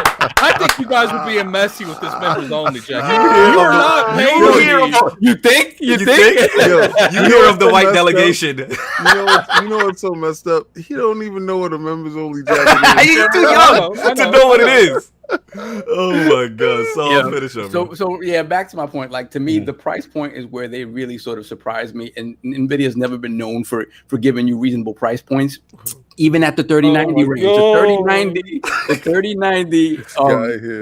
Wow. Let me read this. Jonathan V. Addict basically said, "Watch how you speak on my name." He really got his members only on. Look, man, wow, you guys are just blowing this out of proportion. I apologize for starting this addict. Disney said the next emoji gotta be members only jacket. No, we won't do that. We ain't doing that. No. Graphic God, what up? No. See, you know what I'm doing right now? He's muted his mic. We got him. Good. All right, we got him out. So for me, even the 3090, there's never been a Titan level card released for any less than $2,000. Right. And you're talking $1,500. So even at that super high end, they're still coming in considerably lower. Why is your face facing the camera like that. Continue, sir. Wow. So for me, it's kind of it's compelling. This all this argument about the Xbox Series. Like, stop it. Like, they're two different. Honestly, they're completely different lanes. If you were somebody who also had a great PC and all you need to do is upgrade your GPU, then it might be a compelling argument, right? Over the next gen consoles. If not, stop it. You're just trolling. It's not a real argument that you're having. They're two different markets. Yeah, completely. The only choice. Look at exactly. Look at Sid being bougie. But yesterday Max had his 20 series. Shut up, Sid. Nah, Sid will buy that. I am excited because they've never come in at this type of price point, and this sort of power delta, like 80% increase over the top end right now is kind of bonkers. So you got the fraud alert. Saul's leaving us. King with the fraud alert. But King, why you got the fraud alert, King? The reason why I'm gonna say this, right? And I hear you. But let me finish. I just want to say one thing because I don't want to say nothing else on the topic. I love everything that you just said. AMD always comes in and slice their kneecaps off with the price. Always. So I don't care what their prices are. AMD is going to come in and slice the kneecaps off. Listen, I've read a few articles saying that AMD was blindsided by these prices. They were like, "What? Well, hold up." I do think that I do think this was a direct attack on consoles. I don't think this has anything to do with AMD. But the question is, can AMD even compete with this level of performance? AMD performance not even close. AMD is too Navi come through. AMD is too busy putting Intel out of business. They don't care about the graphics portion. So they with their CPUs, it's a different story. But I'll say this: I need to see what the 3090 does in performance in terms of 4K 120. You really considering getting this 3090? Yeah, I have not paying this guy no mind. I have not purchased. Let him get his bars off. Let me get my bars off. Why y'all pocket watching? Don't know about me. Yeah. Where's Cat Daddy when I need him? Yeah, they pocket watching that 3090, son. Get him some. I will say this, but if the performance is not at least 30% over the 3080 in 4K 120 and up, then I probably won't do the 3090. Okay. If it is, for me, there's a compelling argument. That's what I say. Hold on, let's get slow-mo right quick. He come. You know, PC Master Race is in the building. Slow-mo with it. A side effect to the 3070 price is the used market. If a $500 3070 GPU is still too expensive for a PC gamer, you can get a used 2080 for $350 to $400. This eliminates the need to make further upgrades. Yes, because I'm coming for all y'all 2080s, or you know what I'm saying? Because I know y'all don't want them no more. So let me upgrade my 1070 to a 2080 since y'all don't like them no more. About these cards, it's not even the cards come out. It's how cheap I'm about to pick up. I'm about to eat right now. I'm like, woo! Let's go. What else we got? Then we got 108 with the $5 super chat. Most is going to run out and get these cards, and it's going to choke the budget PCs from Best Buy. And then they also have to get an HDMI 2.1 monitor. Yeah, they got to get the right monitor to be able to. On the monitor side, actually, I pre-ordered. There is a company called Eve. Yeah. That is developing it's a crowdsourced monitor. So it's not like crowdfunded, but the tech going into it is from a variety of different sounds very TCL-ish. No. It sounds like a variety of parts. I don't sound confident in the build. Yeah, quality soft. I will send you. King, I don't know, King. It is crowd-funded by source. He said he got a group chat. I don't mean any disrespect, so it doesn't sound. Why does it sound that way though? It doesn't sound of the highest build quality. I'm gonna need you to sit up in your chair before you fall over when we have to call. He said, y'all want all your money, put it all in the basket, and let's see what type of TV we make. No, my bad, son. Get your balls off. It is not you know me. Where am I going there? You bougie. Exactly. Yeah, but remember the last time you did some crowdfunding? That was 30 years ago. He won't let him live that high scan, TV, HD TV. He won't let him live it down. You do for another one. That was literally 30 years ago. No hyperbole. That's That's what it Separate is. Ghost. I'm sorry, brother. He said the TCL hates too. I'm sorry, but Yeah. it sounded a little TCL-ish. I'm just And not at all. Not it's going to blow away what you guys have. So thank Samsung C9. I mean, what is it? Is it a C? it's a monitor. It's a monitor. Let me finish. Let him finish. Let him get his bars off. Time. No. Saul, my bad, Saul. I came at you. Anyway, I should let you get your bars. So yes, it is. It is crowd developed by a number of different engineers, like 3,000 different people in the community. Like it's input from different people. I gotta mute myself. And it is. Oh, I don't understand why y'all think that. It just sounds funny. I apologize. Continue. Why does it sound? It just sounds like a coming together of people. It sounds like a Kickstarter. It sounds like a Kickstarter monitor. Like everybody getting it together. Continue because you're feeding this bullshit. Like continue. Time. You know what? I'm gonna shut up. And when it blows all of y'all monitors out the water, I'm gonna. What's the name of it so that we can bend the knee if you? No, nothing. Ain't no bending. Oh, come on. Yo, we got something. I'm taking my ball and go home. That's what I'm doing. You know, he didn't tell us the name. Yo, my bad. I never pissed off before. I apologize. I'm definitely pissed him off. Look, I'll give up on okay. We gotta go. It's the Eve Spectrum. Eve Spectrum? Okay, cool. Thank Got you. it. Eve Spectrum, y'all. Y'all heard it here first from the man. Look, let me get my joint off. We get to move on. Look. Rest in peace. I'm sorry. Go ahead. It was actually Eurogamer talked about it. Thank you very much. Okay, official. It's official. I respect that. Look, rest in peace, 2080 Ti. It was nice. It was a good run. I was moving and shaking, but these dudes undercut you, and I'm gonna be eating off those sales right now with the 2080 Ti go where to go. Look, I gotta defend like Addicts. I gotta defend Console Nation just a little bit.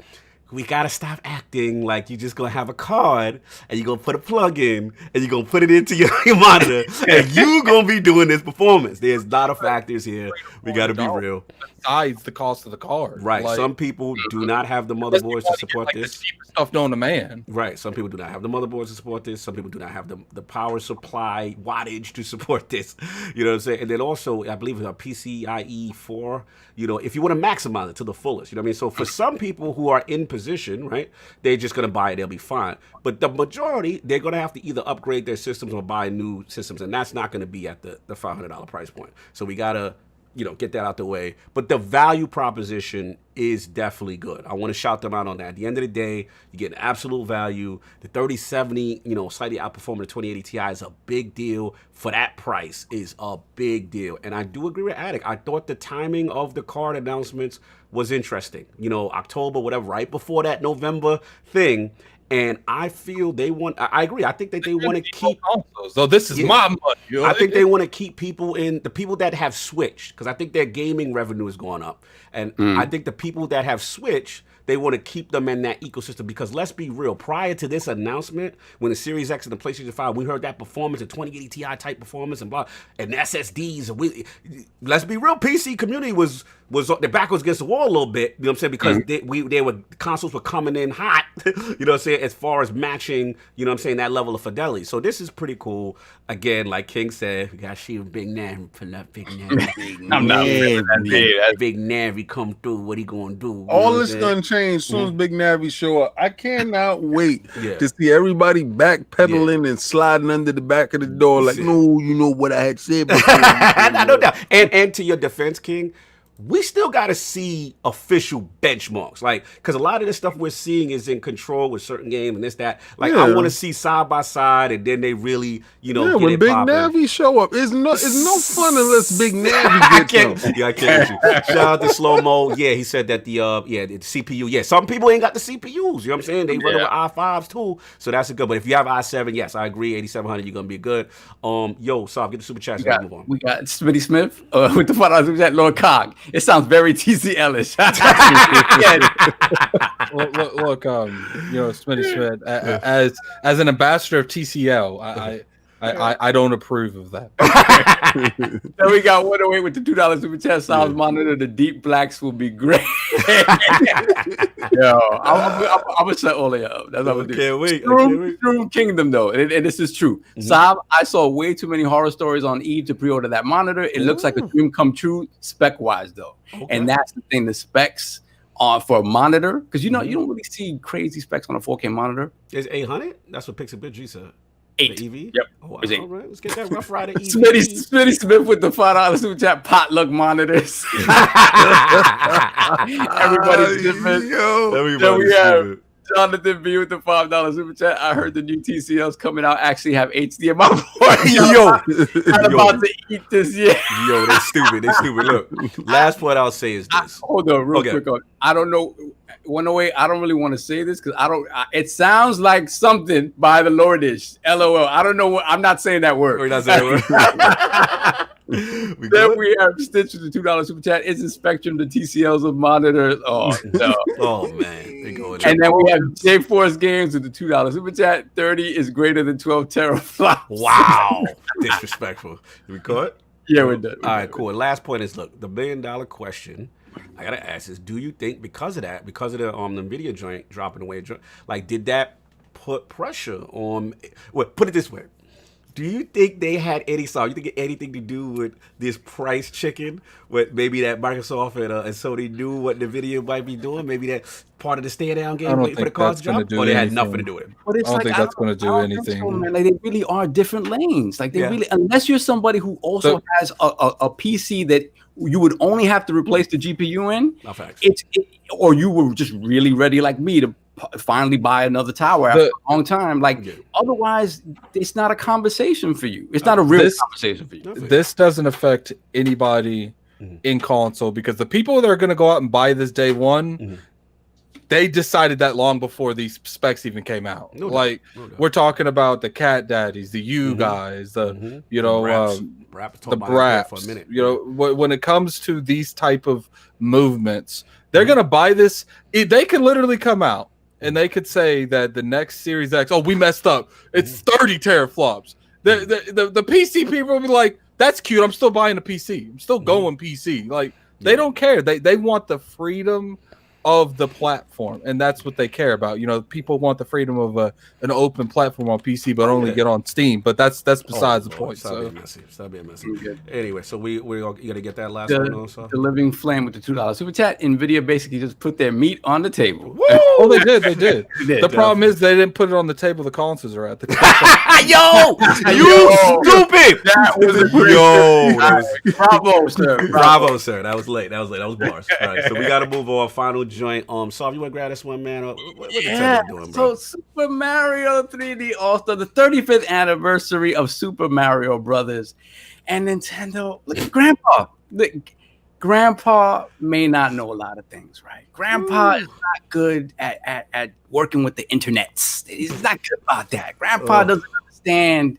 I don't think Grandpa knows that the internets even exist. Exactly. I really don't think Grandpa doesn't really get Bluetooth, you know. Like, Grandpa's not really great with the Wi-Fi. They not good at Wi-Fi.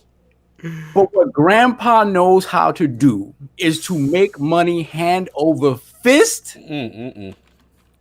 taking their base and dragging their face through the mud as their face smiles and enjoys it. So for me, what they did with this, then all these announcements, right, which I, as a Nintendo fan, I enjoy.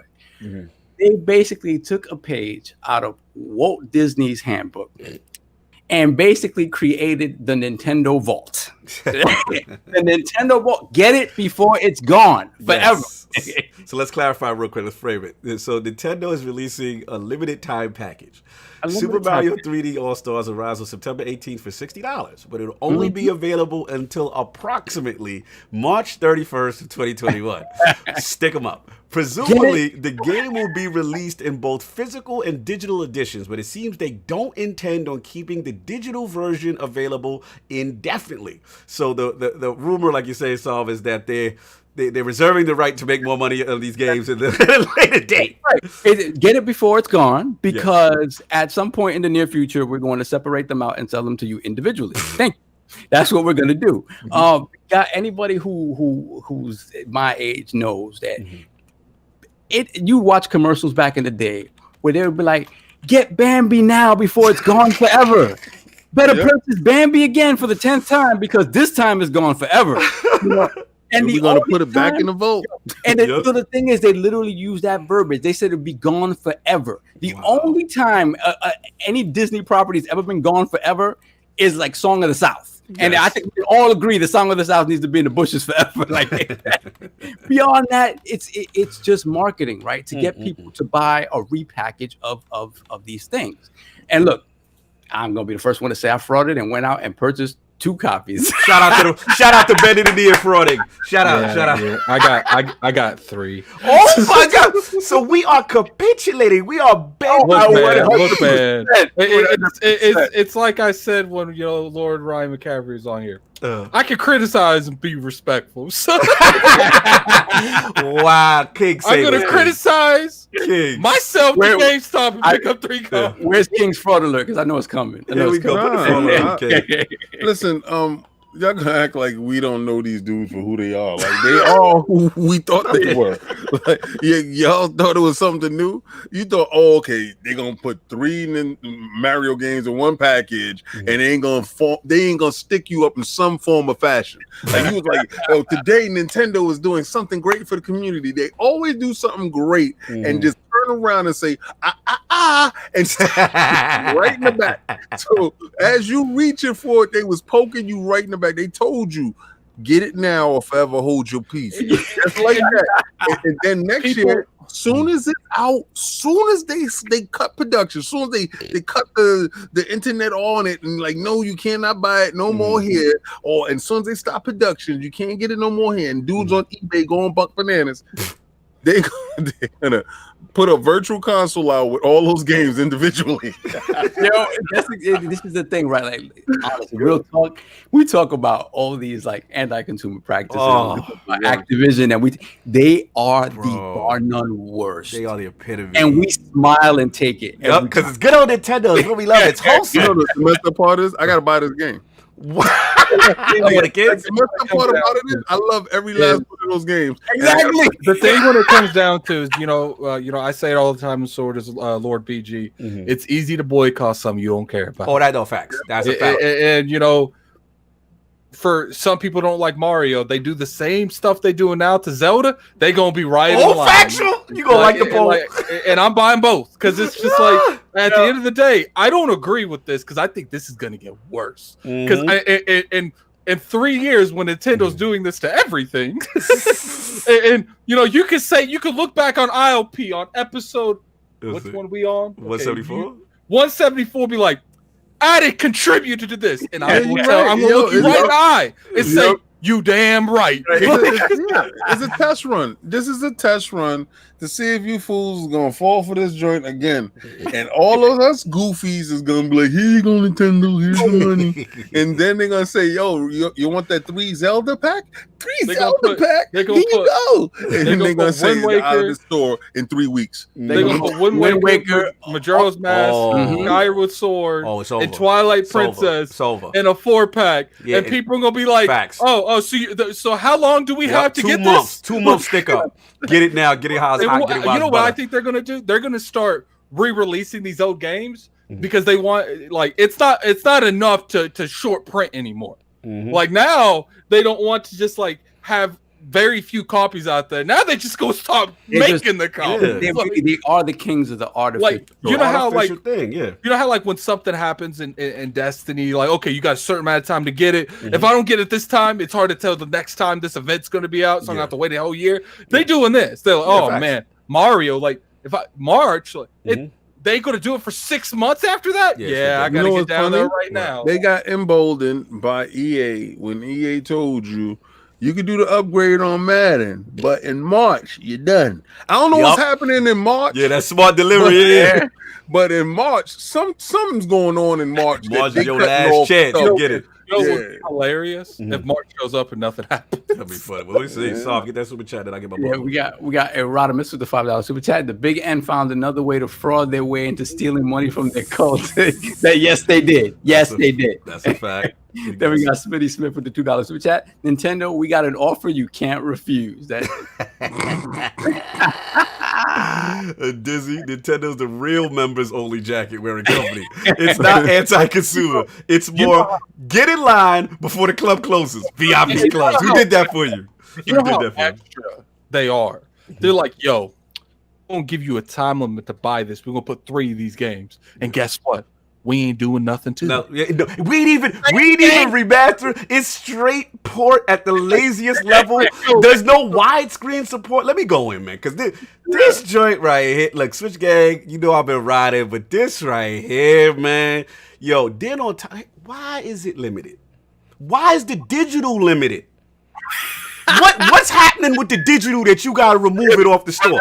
Physical, yeah, physical, I get it. Limited run packaging, okay, cool. Why are you removing the digital joint from the storefront, fam?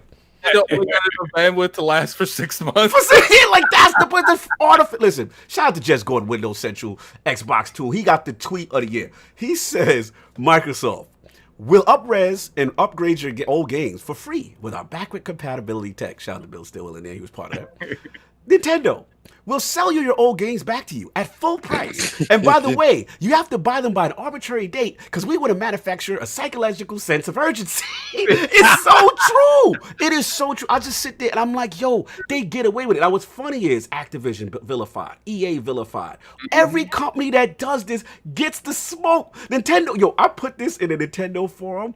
Why are you complaining? You're not going to buy it anyway. I'm like, yo. I put a Lords of Gaming, and shout out to Undead. He's got an amazing article on this. You know, it says like Nintendo just finds a way to be painfully Nintendo. It's painfully Nintendo, bro.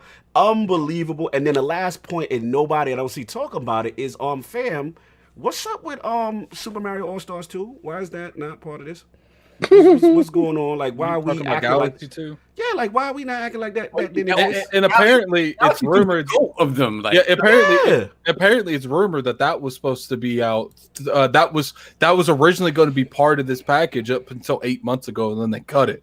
It's like, okay, so this is going to happen. Like I'm a future tell man. It's my crystal ball. They gonna drop this and then drop the package in March, and then they're gonna drop that game for $40 in March. Right. Like, Shout out to Anthony Chim. He said the digital game will self-destruct. Yo, it's a fact. This don't listen, man. Get the super chat. We got hold on before the super chat. We got Kai in the chat that says the PC Super Mario 64 fan remaster blows it out the water. Yes. I'm not gonna confirm or deny that I have that on my desktop right now. And then we have Bill Stillwell. He says Nintendo. The first taste is free. They give you a little taste. They the best hustler. They give you a little taste to reel you in. The first taste is free. Factual. Super chat. We have the wise old gamer with the $5 super chat. Nintendo separating the TCL crowd from the money they don't have from day one. That is true. That is true. You know what's can crazy? be broke as hell. It's and find a way to purchase a Nintendo product. It's going to be like a week before they take it off the marketplace, and this is going to quickly rise to be the most sold game they have you on their know this gonna blast MPD out the water. That's all I got, man. They're gonna have like a 1-to-1 ratio. It's gonna have like 60 million. And we didn't even talk about the fact that they're releasing a limited edition gaming watch with again separating people from their money. They have a Super Mario Battle Royale basically coming out. They got that crazy looking Mario Kart tour that you have. You set up tracks in your house like that's unbelievable. Get the super chats off. We got Brad $2 super chat. Nintendo hustle game is strong. Yes, sir. Yes, sir. Yes, sir. And we have Six Slayer with the $10 super chat. Nintendo has no new games coming. Something has to be happening in March. Maybe the Switch Pro finally, and all the games have better been held back for that. But you would have expected it to be back compatible. Whatever the next Switch is, yes, it's going to be back compatible. They're not going to make that mistake again. We're creating an upgrade that only plays certain games. They did that with the new Nintendo 3DS. Nah, if it's in a Switch family, yes. You believe that? You believe that? You believe these dudes? You trust them? I don't trust them. Listen, Nintendo's the only company I gotta say I gotta see it first. I gotta see it when it come out. I don't trust. You never know. I'm not saying they're gonna be back compatible. I don't say anything. They might be like, yo, this is a whole solely separate thing. Y'all like that Switch? Yeah, do that. But we got this new thing over here that with the double face. I don't trust them dudes. and I'm sure whatever it is, it's gonna be super amazing. Tell me that day one to buy it. Oh yeah. So get the point. I'm just here like whatever, man. Yeah, we're just here for the ride to see the fraudery. Anyway, new IPO poll with the latest announcements and controversy. Super Mario 3D Collection being a limited release port do you think Nintendo fairly or unfairly gets a pass on these practices? Choices are A. You don't even have to read everything. Everyone's gonna vote yes. Like, No, this isn't anything new. Nintendo are amazing at meeting the demands of their fans. what was B. Calvin right in that one? Yes, pure greed, minimal effort, and fake urgency. Or C, I don't care because it's on and popping when they do the OG Zelda versions of this. Shout out to all those that's in the realm. Yo, get Wise Old Gamer, then we go out of We got the Wise Old Gamer with the $2 super chat. Say what you will, but Nintendo pimp hand is strong. Oh, they hit you with all facts. the talcum powder. All the talcum powder. Yes. White glove, all that. Smack. So look, man, that is a question. Please rock the vote when it goes up. Yo, salute Lord Ryan McCaffrey was up in the realm. Iconic moment for the Lords. A lot of fun, tremendous history. Please salute that man. Like I say, doing a lot of things out there in the gaming industry, and it was a pleasure to have him in the realm. We'll be trying to do more stuff like this for you guys. It was really a lot of fun. Lord Addict, where can the fine people find you? What you got going on, sir? Any more hot videos? You can find me on Twitter at Lord Addict ILP. You can find me at YouTube at Gaming Addict. I'll definitely be making some videos this week. You can also find me over here playing Wasteland 3. And I'm going to play that Outer Worlds DLC when it comes out. Yeah, you know, when it drop? I don't know. I but I definitely want to, say thanks to, Lord Ryan for coming on. It was a pleasure to do, do content with them. And definitely, I want to thank all the people, all the lords in the realm. You guys came up that we had like 350 at one point. We had 262. Definitely hit that like button if you guys ain't hit it by now. And, we'll see you next week. Yes, sir.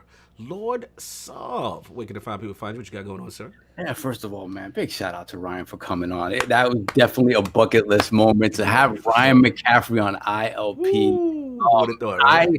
I never really listened to podcasts before, and then when my work schedule started getting bonkers, like Cog told me, like, yo, you need to listen to podcasts, and that was the very first one I started listening to, and then I've been hooked ever since. And look what we're doing now. So big shout out to Ryan for being so honest too. Yeah, brutal honesty. He's giving us a lot of bars, bro. He's a genuinely nice person who really understands the way things have been, and honestly, the only person who, when things happened, made changes to try to address that and continues to do it, whereas other people, like Cog said, kind of cooled off, and no mentions of corporate hashtag for how exactly. So I'm so appreciative of Ryan and what he does. And then with me, of course, you can find me at work in the bushes, because the school year is about to start, which means that Saab will be getting 4 hours of sleep per night. So I will be officially in the bushes from this moment forward. Not for my kids. My kids are home. Smart on you. Smart on you. No doubt. Lord King bringing the heat as always in the realm. Where can the fine people find you? Tremendous KOS up right now. First and foremost, I would like to salute Lord Ryan. This today, you know what hit me? When he said turbo graphics. Yeah, that was on. It was on. When it's, oh my God. Because we look at these individuals that we see on shows or on TV or whatever, or we read, their articles and magazines, and we put them on a pedestal and we put them out of reach. We make them, gods, basically. Yeah, absolutely. And to talk to him and to hear his experiences, and his experiences is mirroring mine. And he was an out of the box dude. Yeah. He wasn't the same path guy. And do you know how alone I was with this turbo graphics, man? like dudes was like, why did you buy that? I mean, Cog and I appreciated it. We just didn't get it. I learned to love that system. Yeah, I learned to love that system. We'll play yours. And him and his boy had it, and you talk about ease. It's these things. It humbles you to know, and I hope when you watch this show back, you learn one very particular thing, because Cog said it, we say it all the time. We are all gamers. Facts. it is one thing that binds us, that have us sit here, that we talk about things. We are gamers. So I just want to say thank you again. It's a magical moment. This, I have tons of magical moments with a lot of our guests, but this one very particularly hit because he was out of the box like I was, and I know how he felt. Period. Yeah, Bill Stillwell agrees with you. He said, excellent show, one of your best. I'd say top 3 for sure. Seriously, though, Ryan is one of the good guys. Great fit with you all because you're all great people, too. Salute, Lord. Thank you so much. A lot. It's definitely a bucket list. I'm sorry, let you finish, King. Well, no. Just, get onto that KOS. If you haven't seen it, really check it out because it's a slice of hurt. Yeah. Right? It's a real slice of hurt. I had to do that video 3 times. I cried twice doing it. It's a slice of hurt. Go check it out. Add me on PlayStation Network at a Xbox 360 level 1. When I had to register for my PlayStation 5, it didn't want to take my ID. I wonder why. It was like, no, man, you over here with this Xbox stuff. We gonna take you. I do want to point something out real quick before we close. Super chat. I want to give a special shout out to Bill Stillwell, man. Like this dude. He's been here since day one, and he's in our chat right now. He was there when, like 13 dudes, 13 people in the chat. Like he had literally no business being on this show. I've told this to his face, and always tremendous respect with the people who believe in the vision. There's a couple, and he's definitely one of them. So salute to him on that, man. Much love. I want to get E Murray because he's been waiting to super chat. Say hello to PC emulator for Mario games for me. E Murray, I will not confirm or deny that I actually have that on my desktop. Yo, Murray. Let's close out. Time. Yeah, I gotta get the time emoji. But look, man, tremendous day in the room. Salute to everybody in the chat, man. Wow, Ryan McCaffrey, definitely a bucket list moment. Please watch replay if you missed it. He dropped tremendous jewels. A lot of stuff to learn, Ryan. We're very proud to have him. Hopefully, we'll do more stuff like that in the future. You already know. Last word is up there.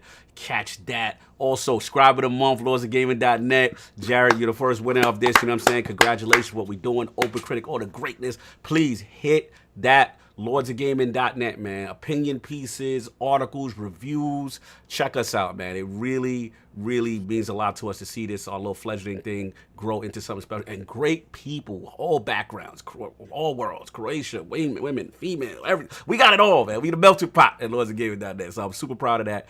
And then, of course, you already know I'm going to hit you with the promo with King. We got that Series X. And soon, another promo that someone's supposed to be doing that we have to get done. Yes. And we'll get that going. But look, everybody, enjoy your Sunday. Really special episode, y'all. Really means Chris a lot. in here, man? Chris is up in there all day. He was chilling, having a good old time. He's having a good old time. Everybody, this was less on the console stuff, so he just sat back and enjoyed the show. Enjoyed the show, yeah, exactly. And next week when we have some more news, I'm sure he's gonna be straight in. 12 is still better than 8. Yo, shout out to Jay Barry. I see you pull up in there, yo. Again, we all gamers, man. That's the unifying thing right there. Everybody enjoy your Sunday. We out of here. Catch this promo. Until next week. Peace. Hi, I'm Lord King David of Iron Lords Podcast, and we're bringing to you an exciting new giveaway. This giveaway is like none other. We'll be giving away an Xbox Series X. That's right, you heard me right. The brand new console launching from Microsoft this year. Well, this is how you're able to be part of that giveaway. There's 2 ways to get your name thrown in the hat for the raffle. 1, become a member of the realm. That's hit that join button, hit that join button. You hit that join button down at the bottom and you can become a member. And also, another way is by becoming a Patreon member, so you can be part of the realm as well. Now, this is brought to you by Cat Daddy Fat Stacks, a member and lord of the realm, a very generous person that's in our community. And this community is beautiful. So remember, you can have one entry by hitting that join button and becoming a member of the realm. And also, you can have another entry by being a Patreon. Now, you said, King, what if I'm a member of both? Well, your name gets thrown in the hat 2 times. So please, like, follow, and subscribe. Join or become a Patreon member or become both. And your name is in the hat to get that Xbox Series X. That's the Who Did That For You sweepstakes. This is wonderful. This is something that I'm sure that you will enjoy. Oh man,